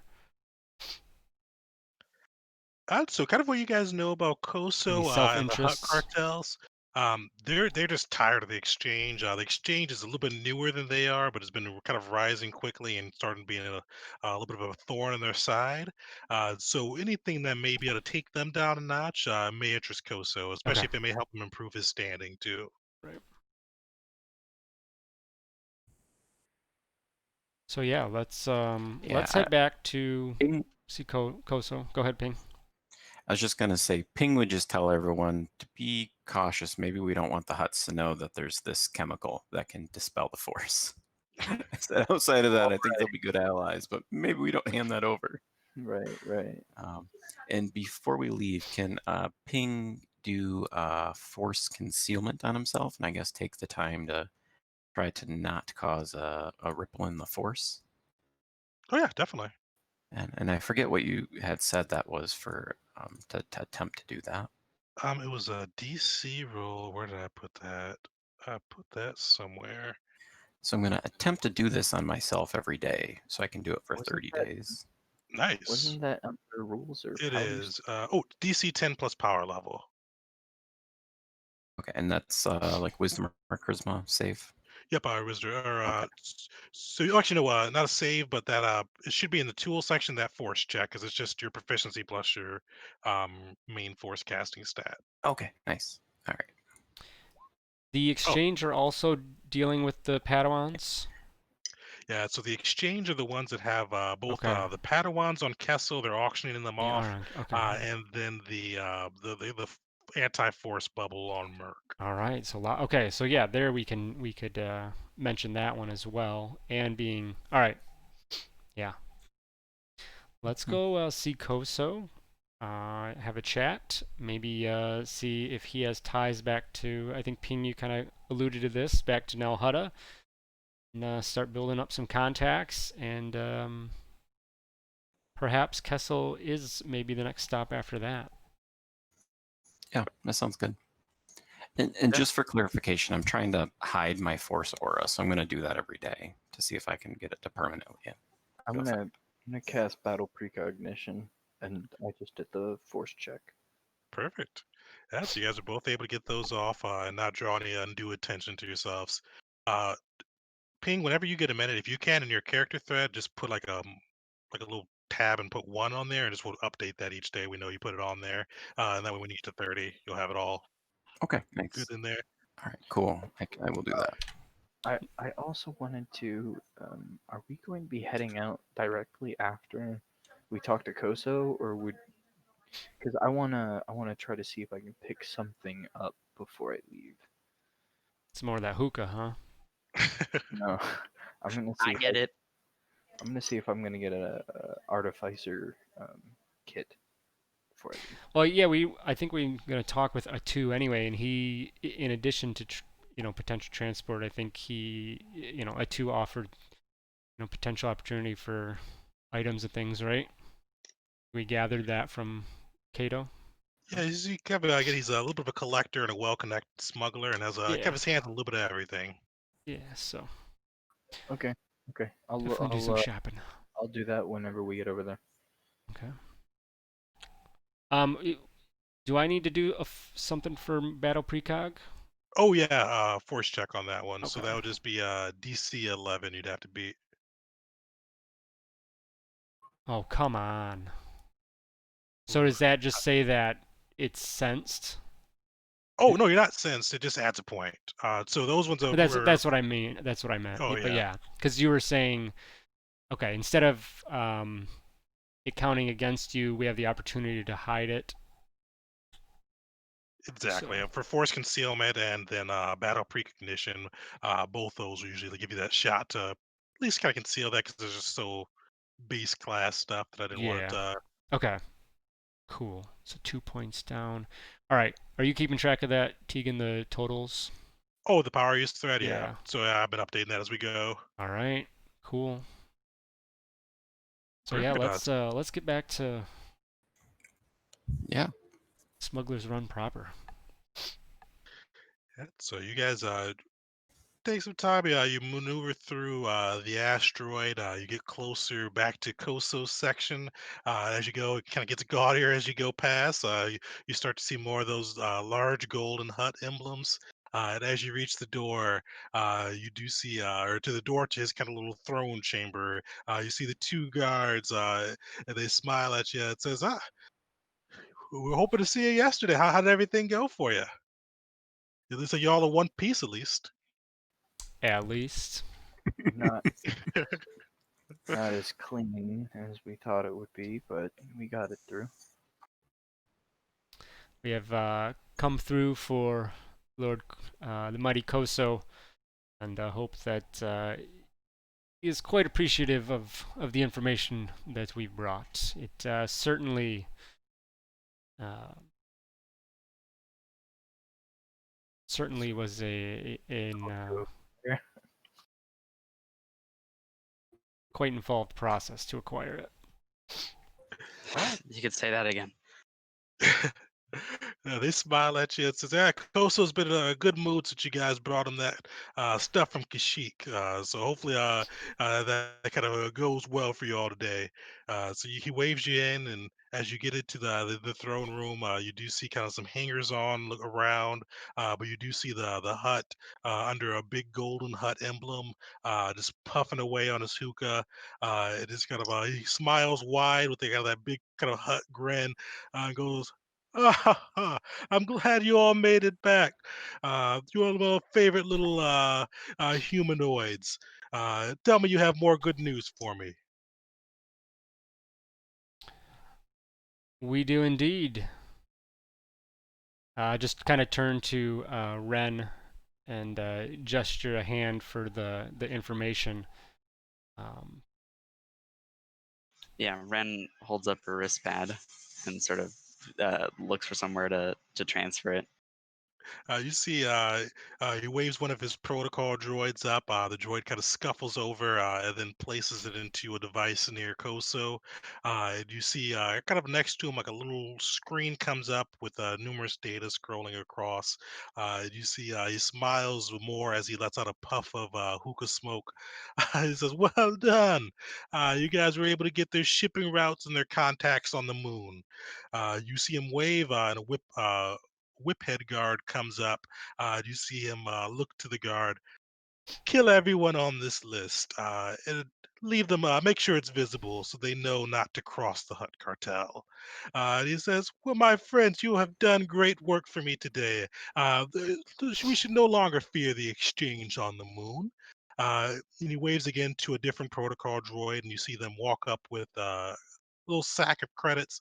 And it says, "In honor of our friendship here, the work you've done for me, uh, my droid will give you altogether 3,000 credits as appreciation for the work you've done and the peril you've went through.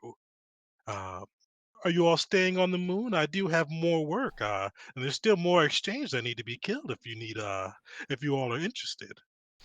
do we know? Did we look at the data or anything to know? Do we feel confident that the list of names is only exchange? So Ren looked through it. You'd see it's mostly exchange as well as people that may have sold or bought or traded with the exchange. It's kind of a mixture of anybody that really didn't follow the Hut's guidelines on the moon. Yeah, okay. What buddy on that list? The Udo? And I butchered his name, I think. A two? A two. Oh, so two's not on the list. Okay. And also, even what's his name isn't on the list. Eden, that smuggler you guys beat up, he wasn't on that list as well. Okay. Sweet. He's already dead. Um. Yeah, I forgot. We're making all kinds of friends. Yeah. Good. Thanks to you, Mr. Chatty. Let's say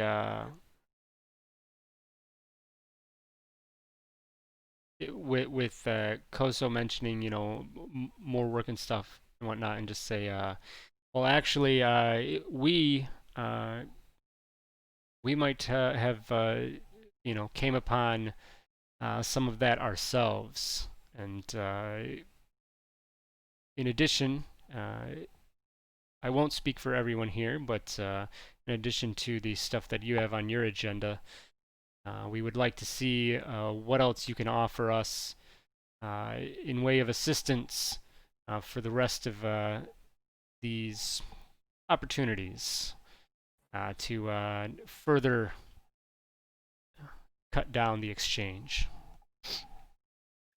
You see him taking like a deep puff of the hookah and let out a hair of smoke. Uh, yeah, how are you looking to hurt the exchange? I've been looking for a way to increase my profile enough that I can get out of the back end of nowhere and closer to the glorious gem. Uh, what can you do to hurt the exchange that I may put my name on? We heard about a meeting on Kessel, and there's a large collection of exchange, and we're looking to maybe strike it there while they're not expecting it. that could be a good plan. Anything to hurt the exchange, especially with them meeting so close to hut space. I know the leaders on our hut would not like that. Uh, what do you need from me? What resources can I provide? Primary transport, if anything else. Maybe just basic supplies. Transport indeed. Um, we, you know, some maybe some enhancements to our offensive abilities and some medical supplies, and of course any allied contacts that might be out. Do you are you still connected with any clan members back on Nelhutta? He nods. Yes, I am. My clan sent me out here to run the smugglers. I do still have connection, or the smugglers run, but I still do have connections on both Nalhutta and Arshada. Uh, he looks and waves back to that protocol droid and looks at his data pad. Yeah, I should be able to provide you transport out to at least to the Nalhutta proper, and then with a little bit of luck or a little bit of a favor that we may say, I should be able to arrange a ship to get you from Nalhata or the Narshada over to Kessel. But I may need a little bit of a favor. Uh, I do have a ship. So the ship that's leaving from here, you guys met Eden. It looks like you guys. You remember my fellow that you roughed up but spared. He is going to be taking a shipment of spice for me from the run over to Narshada. And you may be able to catch a ride with him if that seems suitable to you. Uh, Yes, that will be most acceptable to me. Anyone else? And just jump in and be like, yeah, he seems like a nice enough fella. I'm sure we can catch a ride, maybe have some great conversations, and who knows, maybe a few drinks on the way. So as you say, a man of culture. We'll make sure we stock you with drinks in honor of the service you did for my clan. Easton will be leaving a little later today, and I'll give you his hangar coordinates so you can rendezvous with him there. But that'll get you to Nalhutta. Uh, one favor I do have. I'm tired of being on the smuggler's run, and you guys seem to be fairly capable individuals. Uh, let's say I give you a ship. If while you're on Nalhutta, there's a elderly member of my clan, a little bit of a bastard. He's kind of in charge of some of the operations for the huts on the planet. His name is Asen. If you are able to go there, and let's say remove Asen from the board, that'll get me out of this.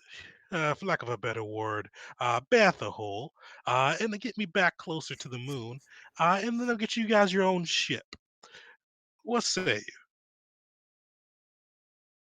you say Nelhutta or Narshada? He was.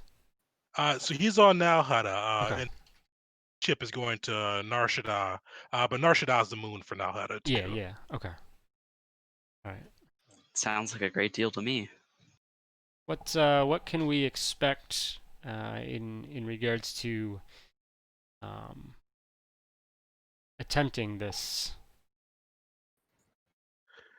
Uh, well, he's an old hut, a wealthy hut. He is technically my uncle, we shall say. He's got a little bit better of a position, but he's gotten old and not senile, but he's been lazy. He's started to slip. He's got decent security. He relies upon a lot of droids, as well as some beasts he has tamed. But if you are able to, I've got a key code that should be able to get you into his home.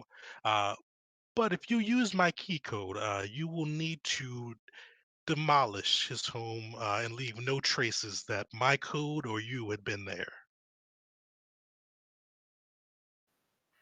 Interesting offer. And so Ping just looks around to see what everyone else is thinking, and she goes, life is all about friends and relationships. You get a better station, we get a better station. I say, I think we can make that happen.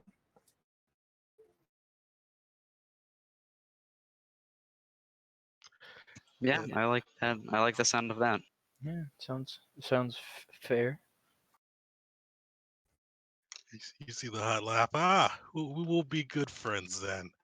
All right, I will tell Easton you'll be on the way. My protocol droid will give you the key card, as well as kind of a layout of his facility when you do arrive upon the glorious gym of Nalhutta.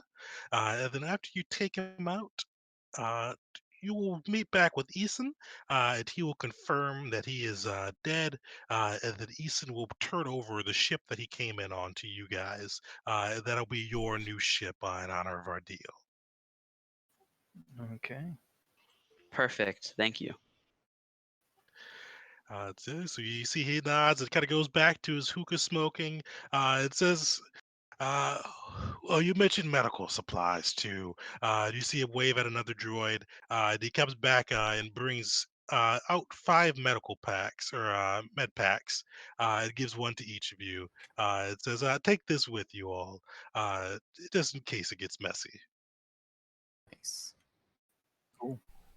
Hey, so out of question, or Mhm. out of character, um, he's basically saying if we take down his uncle, he'll give us our own ship and excuse me, our own ship and higher prestige, basically. Definitely. So yeah, he'll give you the ship that you guys are going in on. That'll be yours to have. That'll kind of bump his station up, and you can tell that he seems somebody like Ping mentioned that likes to do favors and have favors in return. So he may even with getting the ship, he may be a little bit more amenable to helping you out if his station has increased a bit. So I don't know about you guys, but the more and more he seems to very much like uh I don't know if I want to work too closely with a hut, especially if he's willing to just murder his uncle to get a better position. He said So, technically uncle. So so yeah, once go we're ahead. away from people, so Ping would just laugh and he goes, I'm going to tell you the secret of dealing with putts. It's called blackmail. We just need proof that we're killing his uncle and we're going to stash it. Don't worry about it. And then I just kind of laugh. I'm just saying what we could is we could maybe get a recording of him telling us, talking about this, and then bring it to the huts and say, "Hey, it seems like Code so is seeming to not be with the family. He's making moves against the huts as just to further his own goal, and maybe see what they uh, can do for us." As opposed to this, because working underneath a hut doesn't seem like the safest choice. Assume you're not discussing this in front of Koso. I'm referring to this like out of character so that we're not. Um, I'm just trying to give you guys an idea of what's going through my head. Yeah. Well, we'll say you guys took off from Koso's after he kind of gave you the med packs and went back to his hookah pike. You guys either can go back to your little hotel room or kind of some area where it may not be as well trafficked to kind of hash it out. Yeah, it's probably as we leave, tell everyone that we should let's pay a visit to a two, see what he can offer, and then yeah, assuming on the way, as Noru, you mentioned that Ul would um,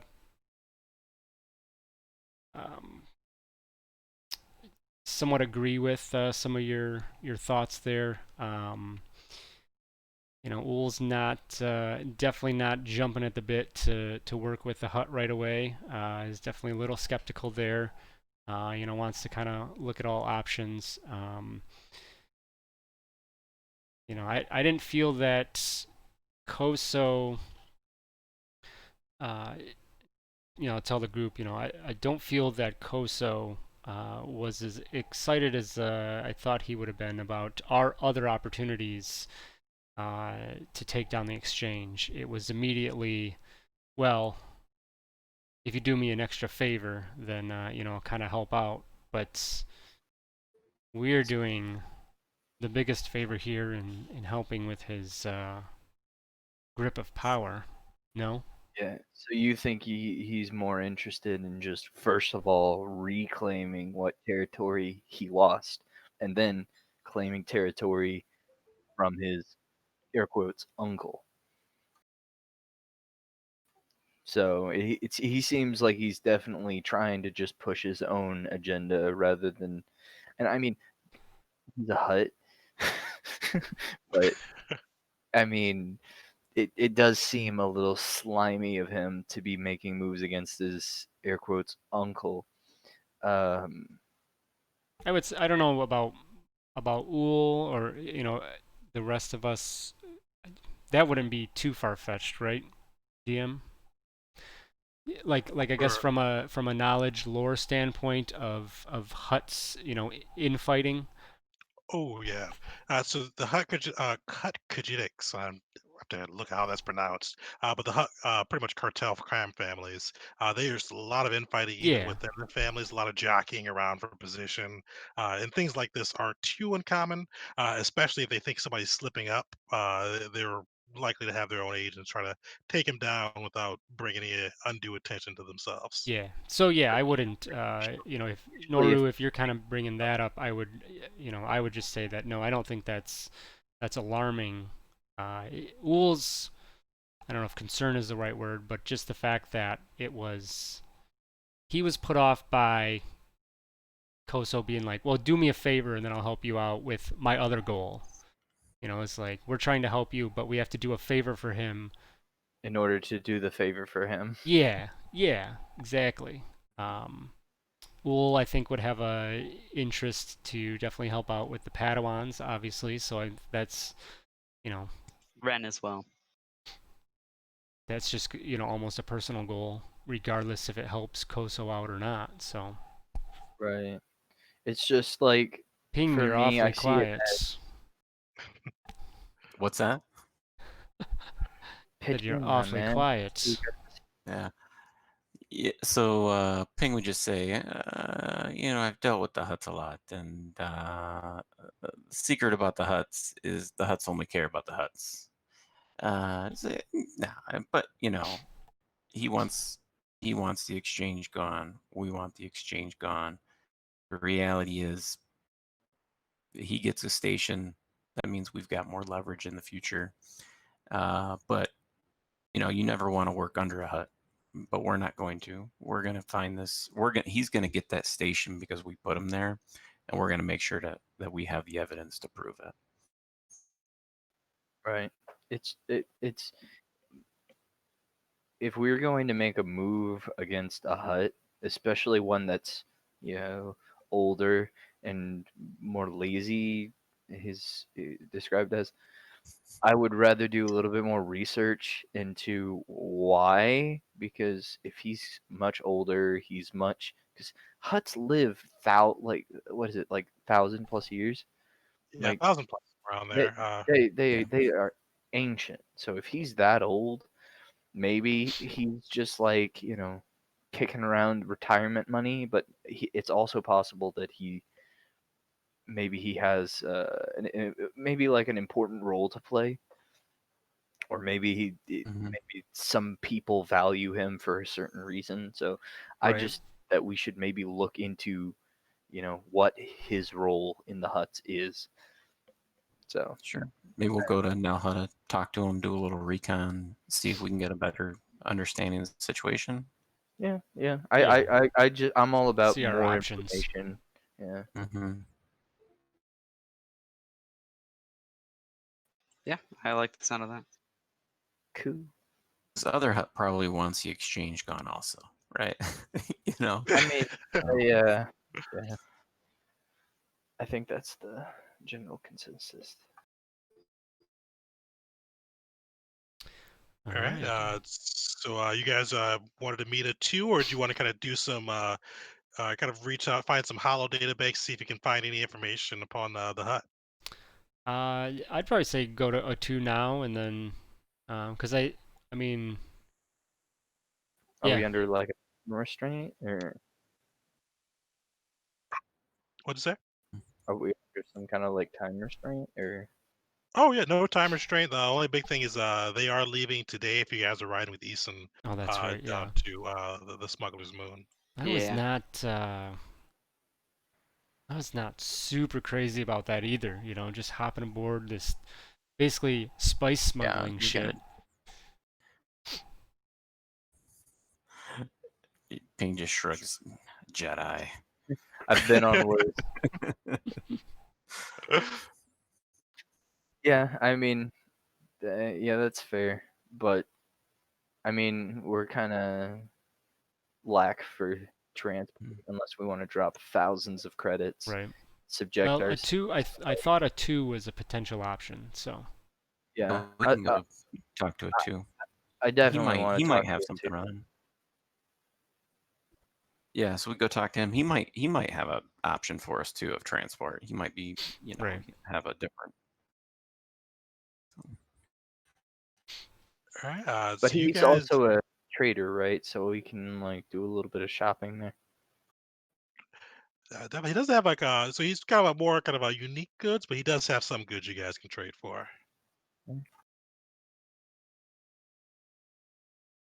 Yeah, so you guys find the 2. You guys go searching for him. You find him where Cato said you probably would. You find him at the tavern you guys went to earlier, the Wasted Weekway. You do see him sitting at one of the booths, sipping on some of the green sludge hammer. You see that Ren. You see he's got a long gray tail, pretty colorful blue and gold vest. And you see that he's got 2 blaster pistols on each side, and a kind of a crazy mustache too. And he's just kind of sitting there sipping on his kind of green sludge concoction as you guys walk into the cantina. All right.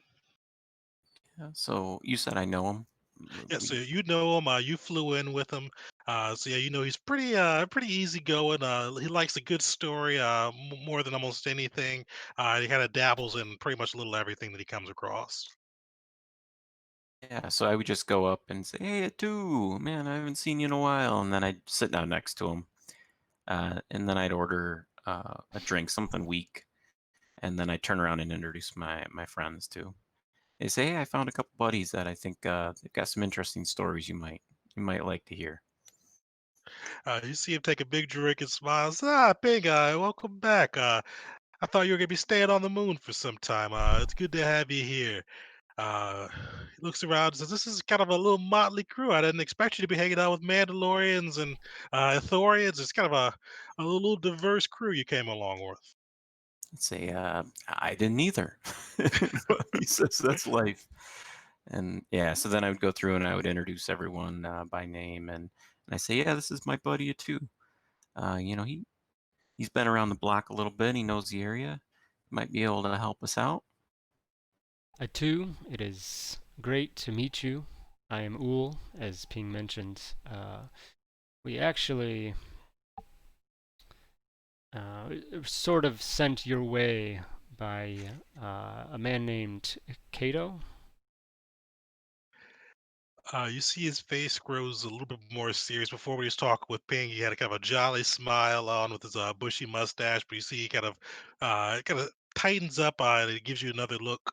It says, and he kind of glances at Ping a little bit with a more kind of questioning look and says, "How did you know that name? Where is Kato? I've been able to reach him."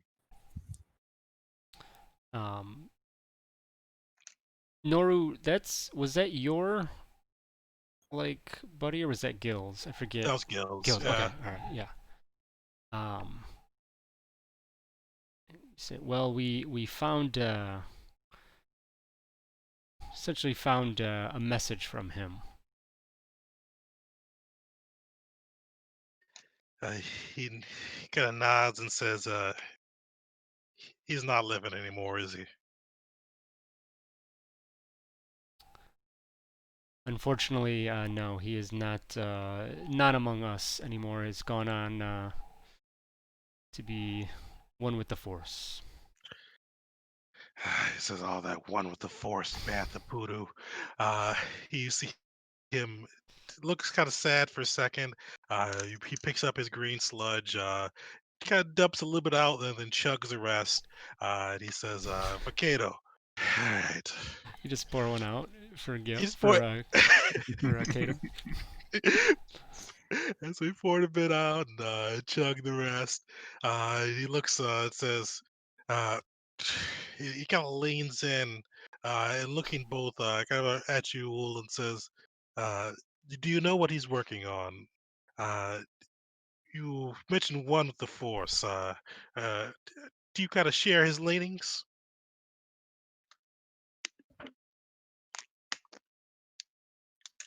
Um, I would say I would interpret that and probably say, yeah, right. Yeah, you and your lot with all that Force talk. I figured. All right. Uh, I I came to the moon to rendezvous with Kato. We work together, and usually we give each other leads on different things. I tell him where I found some relics and some stories. He tells me where some good loot may be at. We try to help each other out. Uh, what did this what did he say? What message did he give you? Well, he mentioned a couple situations he was investigating and trying to head up. One going after a holocron of certain Darth Revan, and as well as something that the Exchange has come across, prove very damaging to my type. He nods, he kind of takes it in, and says, uh, "That holocron, where's that located at?" Are you referring to which one are you referring to? Oh, Darth Revan's. Okay.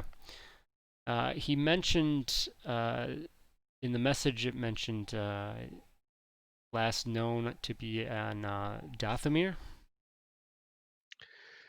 He nods and says, "Revan's holocron. That's a big find there. It could be dangerous or could make for a good story, depending on who finds it." Uh, he nods and says, "Fortunately, the Merc stuff with the force bubble, that's not something too much I really deal in. But I am heading towards Ithor. So I probably could drop you guys off on either planet. It's not too far out of my way on my run. Uh, yeah, at least I owe it to Cato to help you guys out how I can."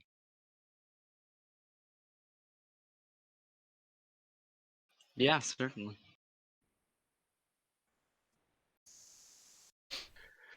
He looks around, says, "You boys may need some supplies too if you guys are heading out that way.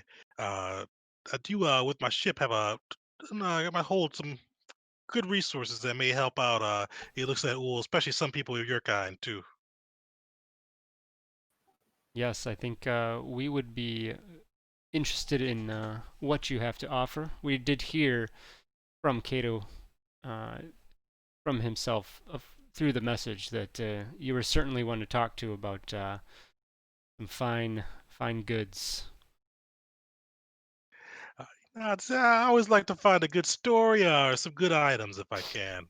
I smuggle more for the fun of it more than looking for a payday. It just kind of gets me out of the house, gets me something to talk about. So listen, Atu, have you ever ran into a what's the trash monster? oh, the Dianaga? Yeah, have you ever ran into a Dianaga? He smiles and says, "No, I haven't. Did you boys run afoul of one?" Oh, we did indeed. And a little baby Dianaga as well. Just the cutest thing. That wasn't even the worst part. It was getting into the damn trash compactor.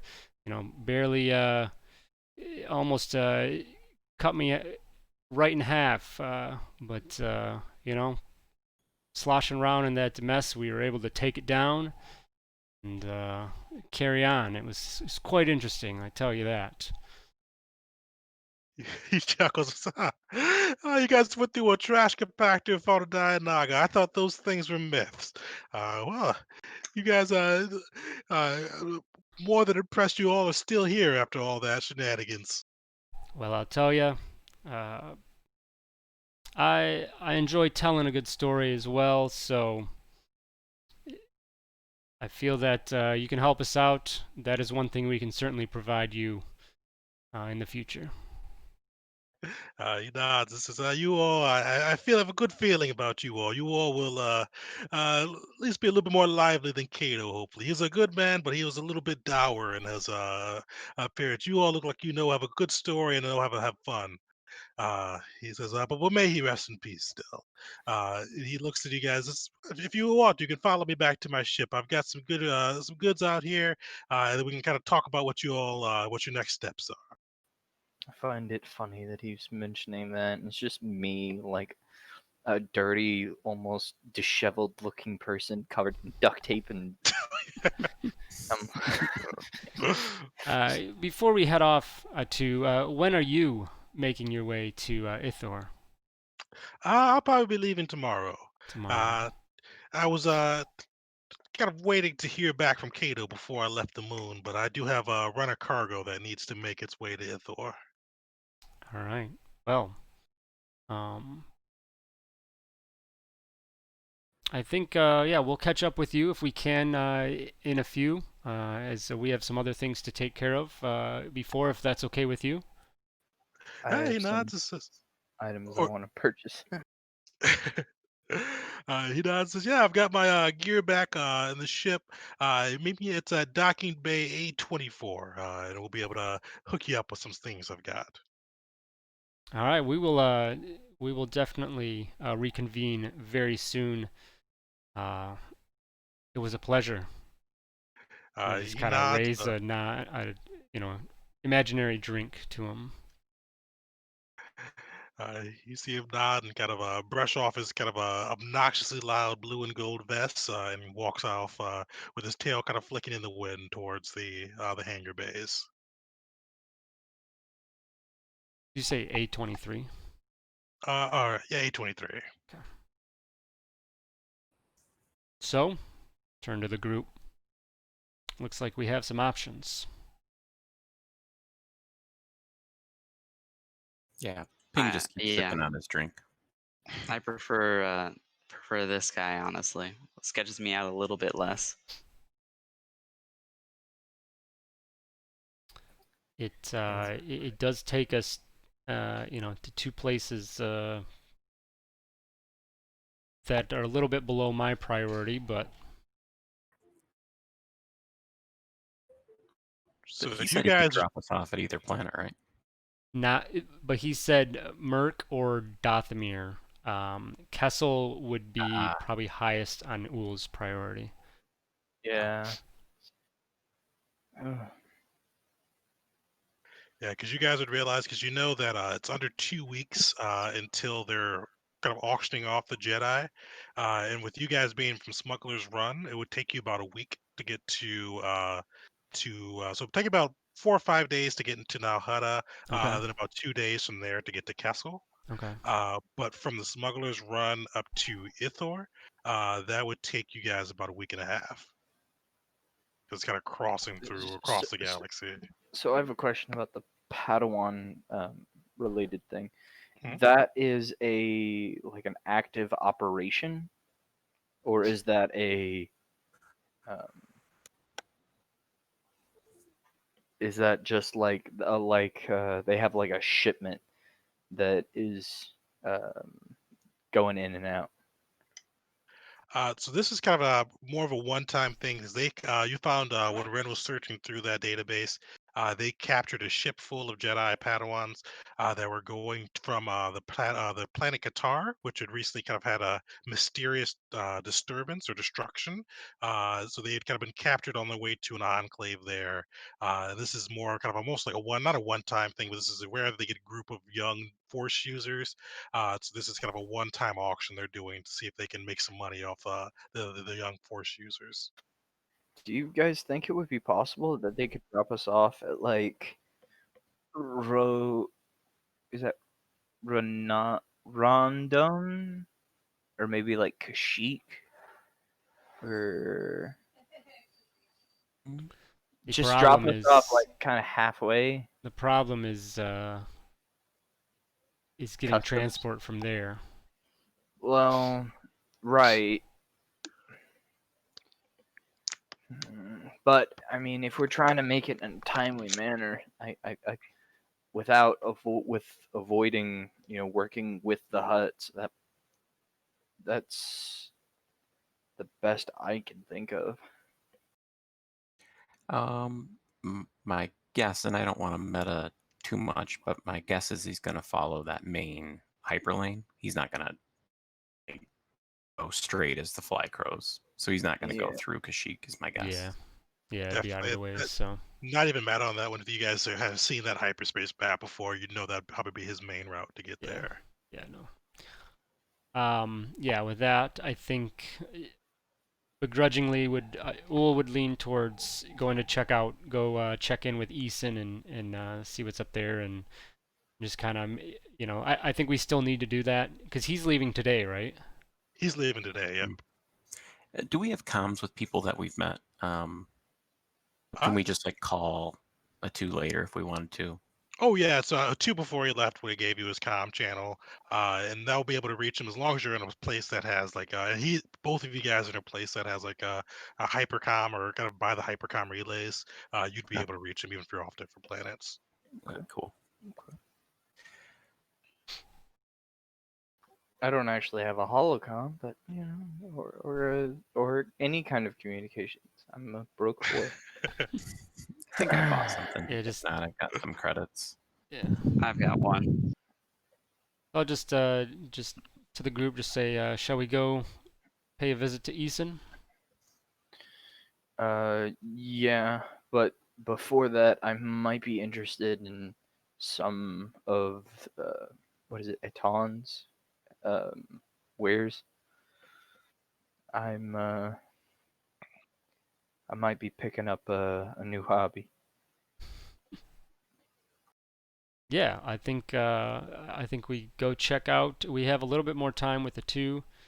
And we go pay a visit to Eason, get some info on there, and then decide if we want to head off with him or not, and then rush off to a two. But I think I would like to check in with Eason first and kind of get a feel for that to see if that's even worth pursuing or not. But it kind of looks like that might be our option. If you want, y'all can head on ahead, and I'll just stick around here and purchase what I need and meet back up with you guys, and we can take it from there. All right. So we know where Eason's at. Yep. So you guys know you've pretty much you see that he's kind of one of the public docking bays for the moon. So he's a little bit on the other side. He's in C-26 for his docking bay with on the moon.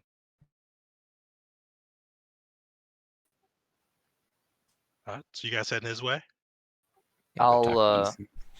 I'll stick around and purchase some. I'm gonna buy a artificers um, implements. I think it is. Yeah. Definitely. So are you going to meet up with the two? Yes. I'm gonna stick behind and purchase that while they're off.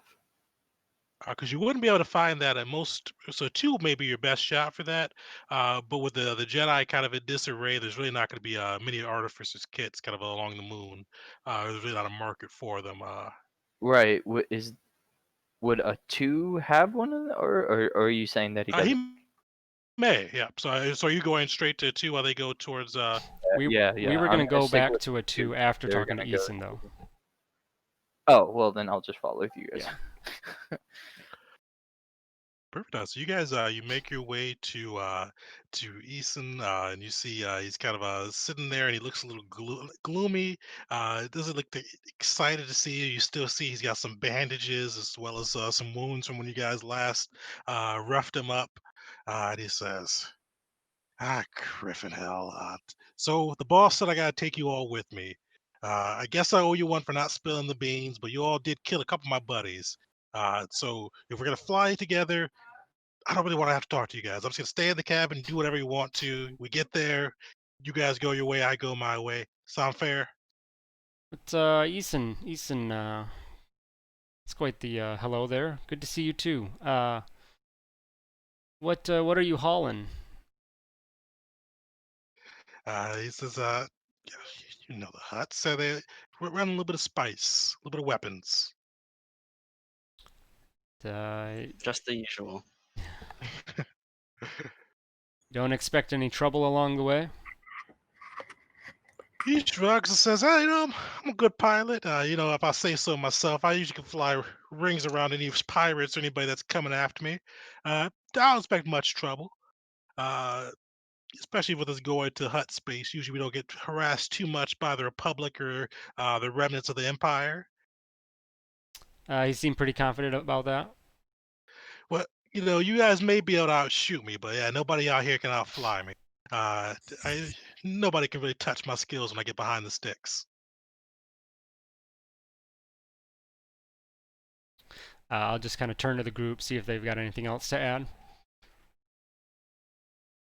Uh, does he have his crew here? Like, who's in his crew with him? Is it like how many run with him?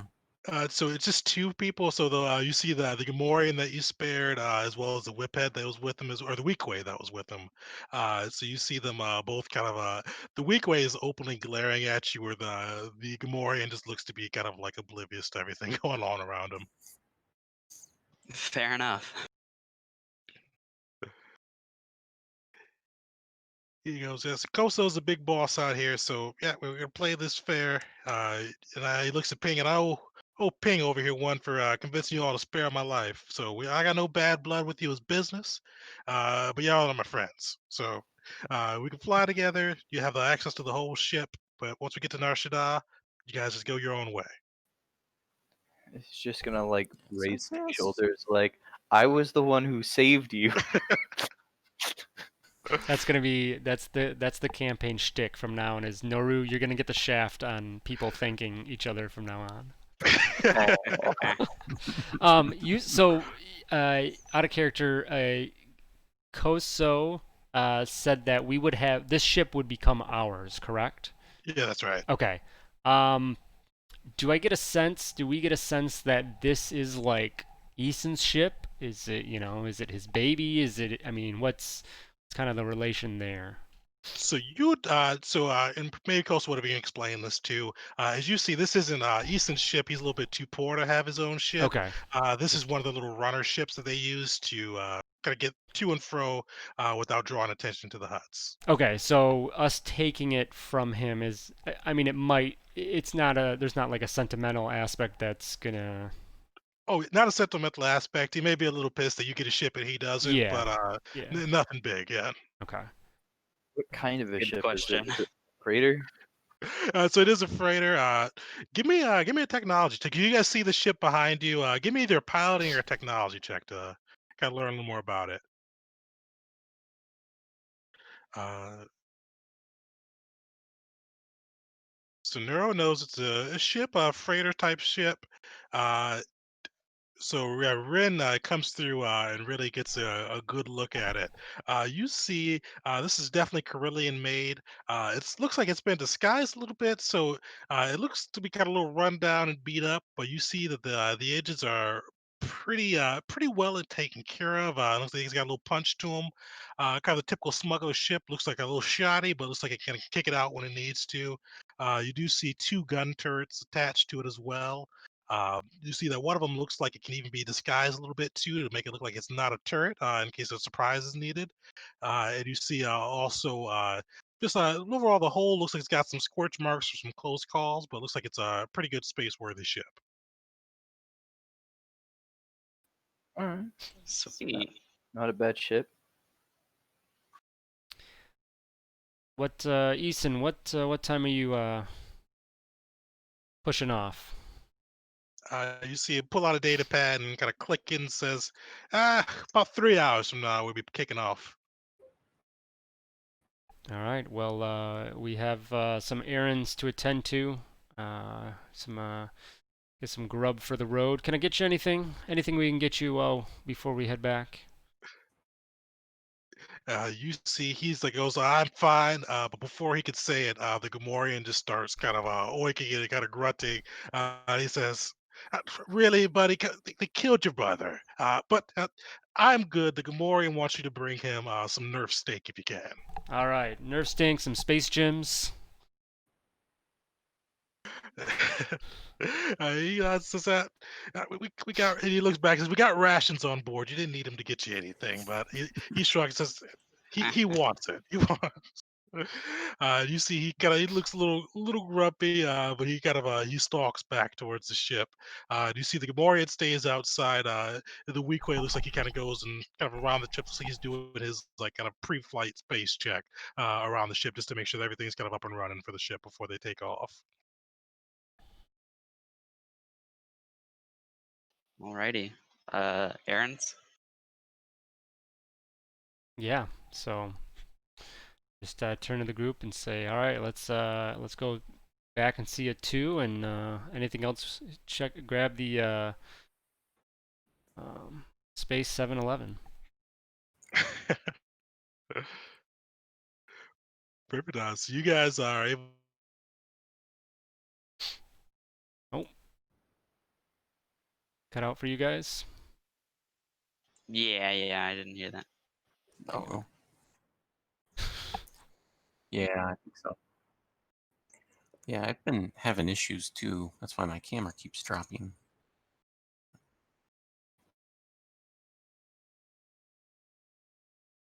Let's see if you tag them here.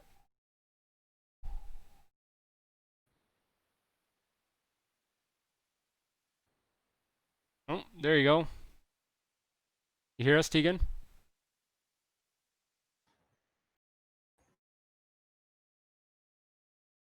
Audio's or his video's back. Well, I think he's still in Discord for volume.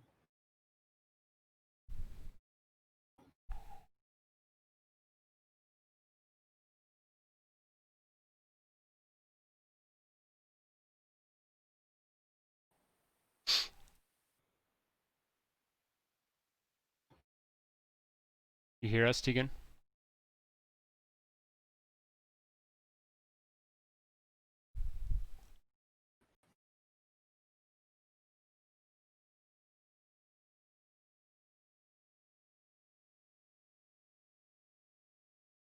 Hmm.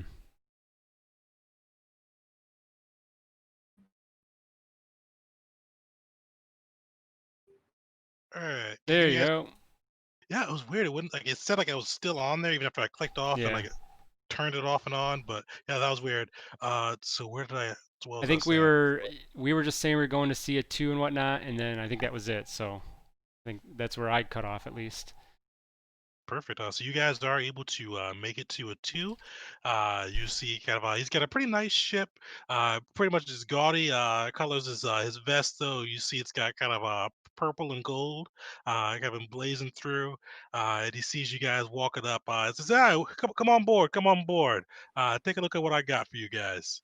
Uh, I actually, on our way there, mhm. actually, I think that I'd assume that we would maybe have a little bit of a conversation amongst ourselves. What's everyone's feeling here? I think kind of Going with Eason. I I guess Uhl mean, will say that. Uhl will say, I think that with the opportunity of gaining ourselves a vessel and getting us towards Kessel being kind of the top of the list for me, uh, I don't love it, but that's the direction I'm looking at. it may be good for us to just um, get the ship and then just drop off all communications with Koso, just so that way we kind of cut ties with him and just kind of go off on our own. Yeah, I say getting the ship is a good idea at the very least. So you guys would know that Ping has no moral qualms about either option. Like he's not going to be boxed in by like some code of morality. Right. So he would let you guys kind of drive the decisions on that one. And even if we had to, I wouldn't have too much moral issues with shooting all of these guys out of the you know escape pod into a desolate planet with carnivorous animals. I mean that Yeah. would definitely be cutting off communication to Kosa. Uh, So yeah. the All right. reason So I I think asked how much the reason I asked how much crew he was is because I figured we would just send them all on a spacewalk. yeah. There you go. So, you know, I mean, I like Eason, but you know, All right. So I think it's settled that yeah we'll tag along and then the real key discuss. is: do we have a pilot? Easton's the pilot. Oh Uh, well, it's the say pilot. yeah.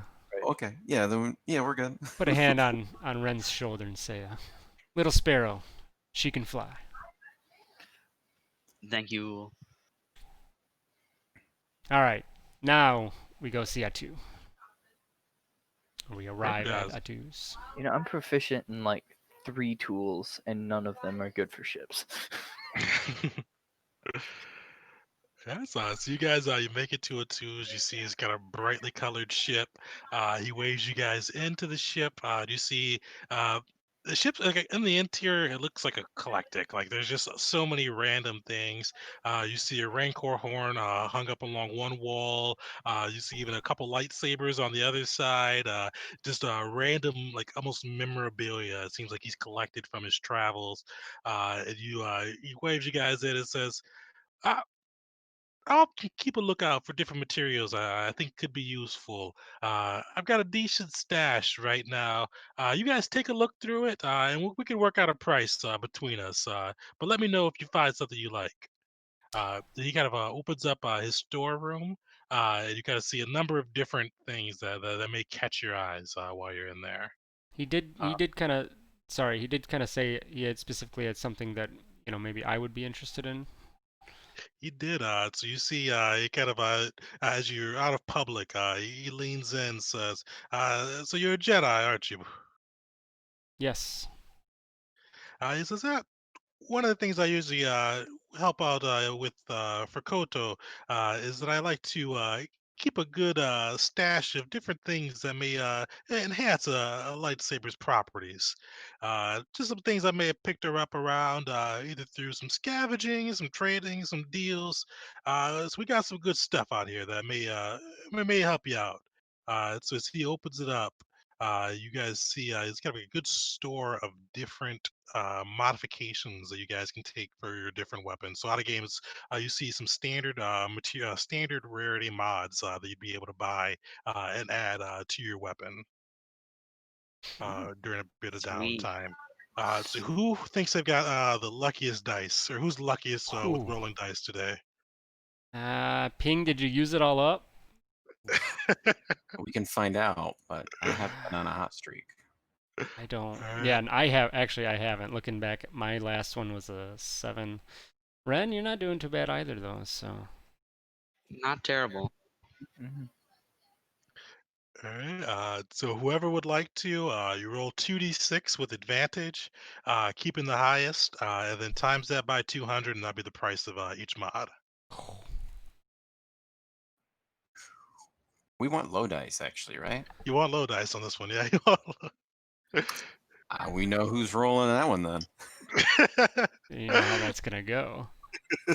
Nuru, I think was it Ul or Noru? Who's I, rolled worse today? I mean, I mean, I I died, so. That's true. That's true. That's true. All right, I'll let her rip. 2d6, 2d6. taking the highest, right? Yep, taking the highest. Ah. Ooh. So yeah, you see, he leans in and says, "Up, I can let these go for 1,000.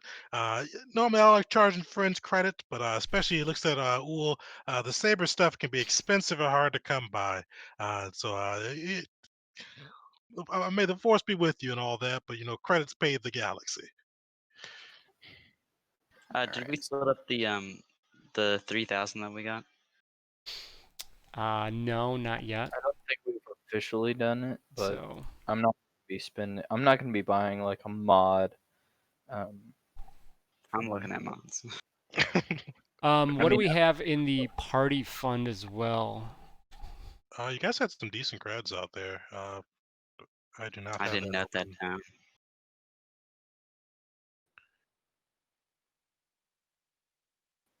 Yeah, I've just got my own credits. I don't know what's available in Starting I didn't wealth, spend I've a got lot when I built my character. okay, I've I've got actually a little I bit. just I've don't have got, a lot. yeah. So with the 3,000, what is that amongst 5 is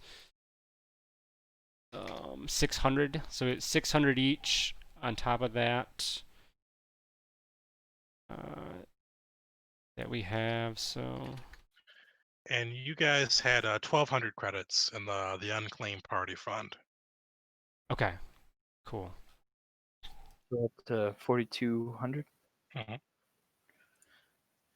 I'm gonna ask to see if he has a artificer kit or artificer implements. You see, he nods and smiles and says, "Yes, I was actually gonna giving this to Kato. He lost his kit while he was in a kind of a scrappy mission during his last outing. Uh, yeah, this I could let it go for let's say 300 credits."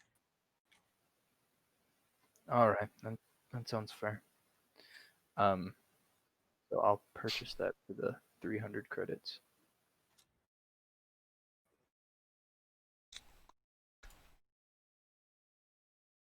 Perfect. And then you guys can pick any for as much credits as you have, any of the standard mods out there, in case there's something you wanted to add into your Oh weapon. yeah, brutal cell. Aside, I'm looking at mods right now, but Ren would like um, a bandolier and a trauma kit if he has any. Oh, so he will. And he says, "Yeah, I did a deal with some medical people, and we actually got some good healthcare supplies. So we do have some trauma kits, med packs. We even have some fine med packs too. Okay, yeah. Ooh. I'll just take a single trauma kit for now. Trauma That's kit, 5 times. Yep. What is perfect. the So that'll be at 50 what is credits. Okay. And what there's is a. the Oh, Oh, go ahead. I'm sorry. I was gonna say, ask if there was any like bandoliers around. You see, he's like, we got a couple of those in stock too. You see him kind of rummage through. It says, this used to belong to a buddy of mine. I can let it go for 100 credits. Sounds good to me. I'm also going to look for a disguise kit. See if he has one of those. You see, he's, yeah.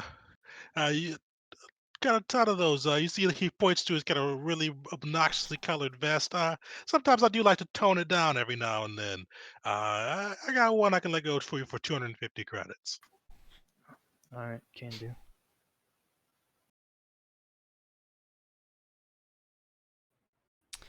Ul will grab a let's see, on a med pack.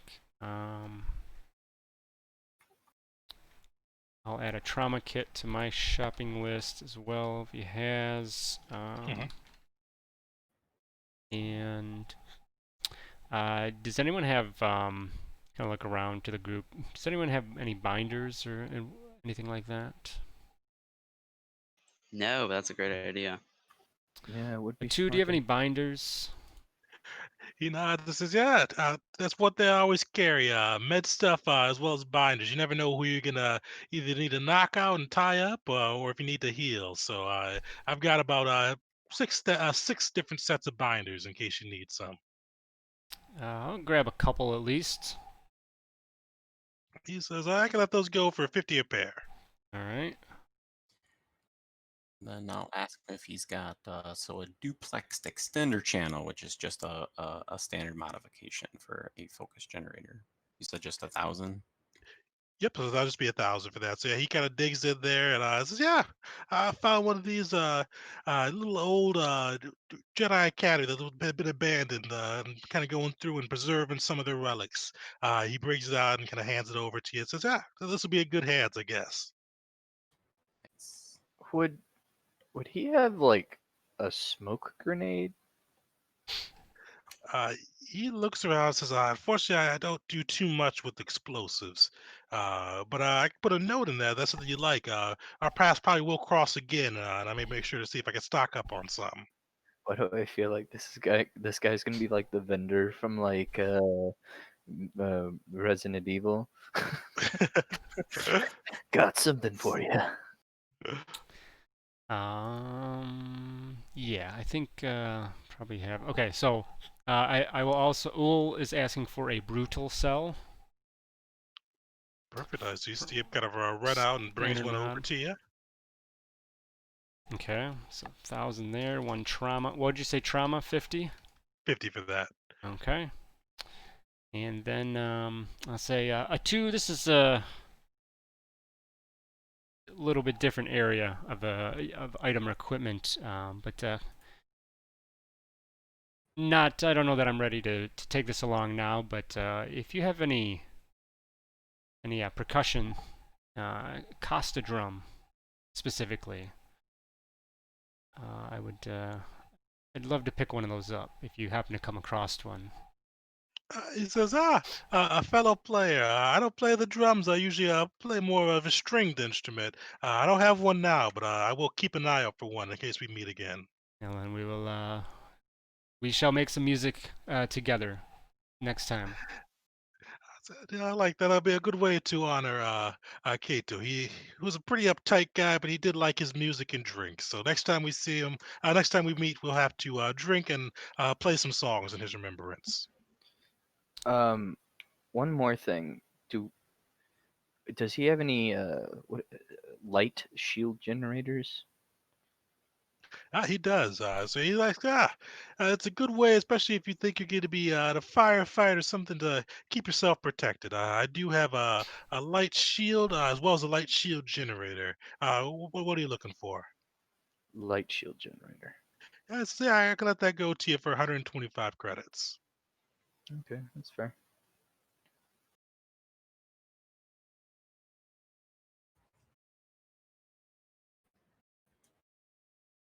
I will hand one of the pair of binders over to you, Ren, Thank you. to have on you.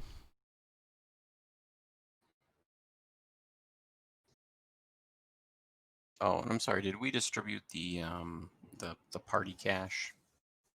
I Uh, don't know if we just wanted to keep that We or just not. yeah, no, the 3,000 we did that we earned from Koso, but the rest of it we still have. So I mean that can go. I mean if we want to use anything, um, I'm good. I just wanted to make sure. yeah. You Yeah, said I'd light like if shield we kept it generator in there.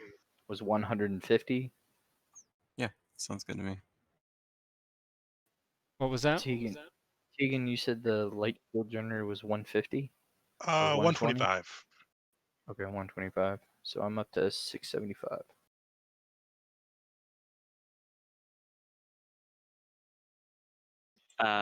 Ran will ask for an accuracy focus Mark 1, which is just a targeting blaster mod.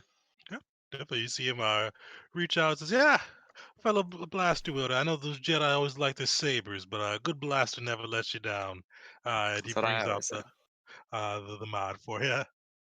All right, cool.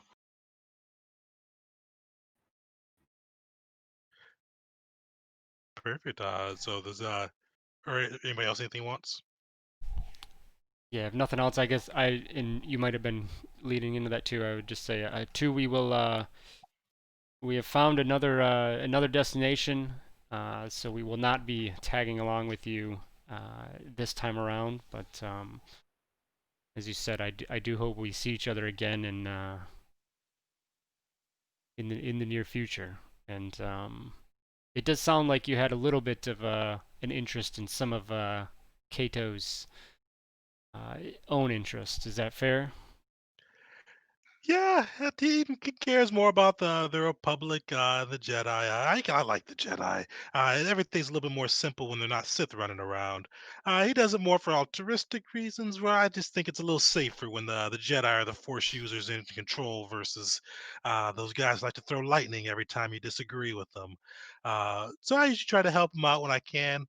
He's a good guy, and you guys, it seem like you like him, and a little less uptight too. So. I'll try to help out whenever I can, if I'm in the system. Look Oh, forward to it. sounds good. Thank you. Awesome. I have more AC. Ah.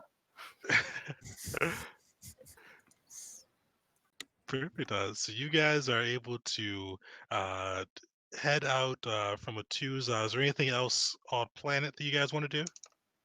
I Nothing did from want to. Oh, go Sorry. ahead. Go ahead, Noru. I wanted to ask, what exactly is a disguise kit? Like a bunch of makeup and wigs and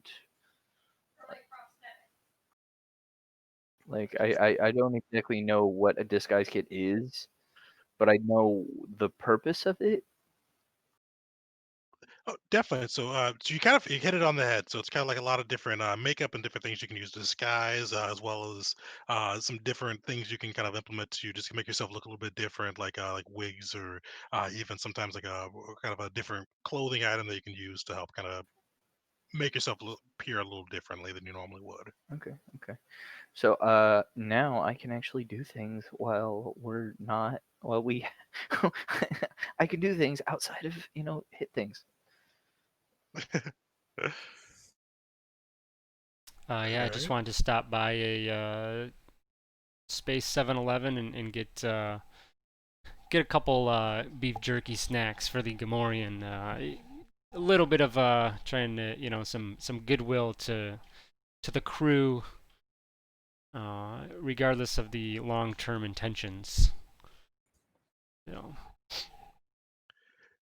Perfect. So you're able to find some good snacks for the Gamorrean that you know he may they like. Not even too expensive. Just takes you about 4 or 5 credits. The Gamorrean is not somebody of a really refined taste, so you're able to find some something that may help bridge the gap a little bit. Okay. All the better to twist the knife. Sweet. So you guys, you head to where the ship was. Let me bring that up for you guys. So you see kind of the hangar. The ship on the left-hand bottom is the one for you guys. The one red and white with the kind of the big engines at the back. Uh, as you guys are walking in, it seems pretty peaceful for a bit, but then all of a sudden you see the shield for the hangar go down. You see a large ship kind of fly through, pretty aggressively, kicking its engines into gear, and out jumps 4 different mercs. You see these mercs are pretty well armored as well as armed, and they all bear the sigil of the exchange on them. And let me bring them into view for you guys too.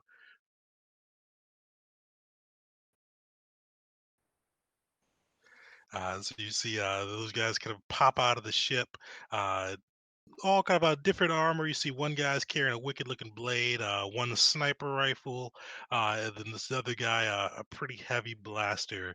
They all kind of pop out as they see you guys. You see them lock eyes with you and kind of level their rifles towards you as you approach. And it says, "In the name of the exchange, we're here to collect on the bounty." And that's actually what we'll wrap up today's session. All All right. right. Hooray! Good Uh, times. Nice thing Good too. stuff. So you guys, between now and the next session, you guys will hit. So this session, you guys will hit level 4. So level up your Woo! characters on that side too. And if Nice. you get a minute, let me know what mods you guys have too with your weapons. Just so I can kind of keep track of what everybody's does. You can either put that in the Excel sheet or ping me on that one. Yeah. So you guys will hit level 4, and with our rules, you get 1 ABI point as well as Oh a yeah. feat. So you guys can kind of slot that anywhere you like. Just let me know what you pick. And then we'll kick off the next session with that fight, and then you guys will make your way to Nar Shaddaa, where it sounds like you may be or maybe going straight to Kessel, depending on what the crew does. Hey, we've got some other ships here. We Oh, got some options. So It's true. They just jumped out of that ship. We might get our own. yeah. Ew. All right, cool. All right. All right. Good session, guys. See ya Yeah. next time. Good ones. Yeah. Sorry, I Thank was you. a little late. Oh yeah, no worries.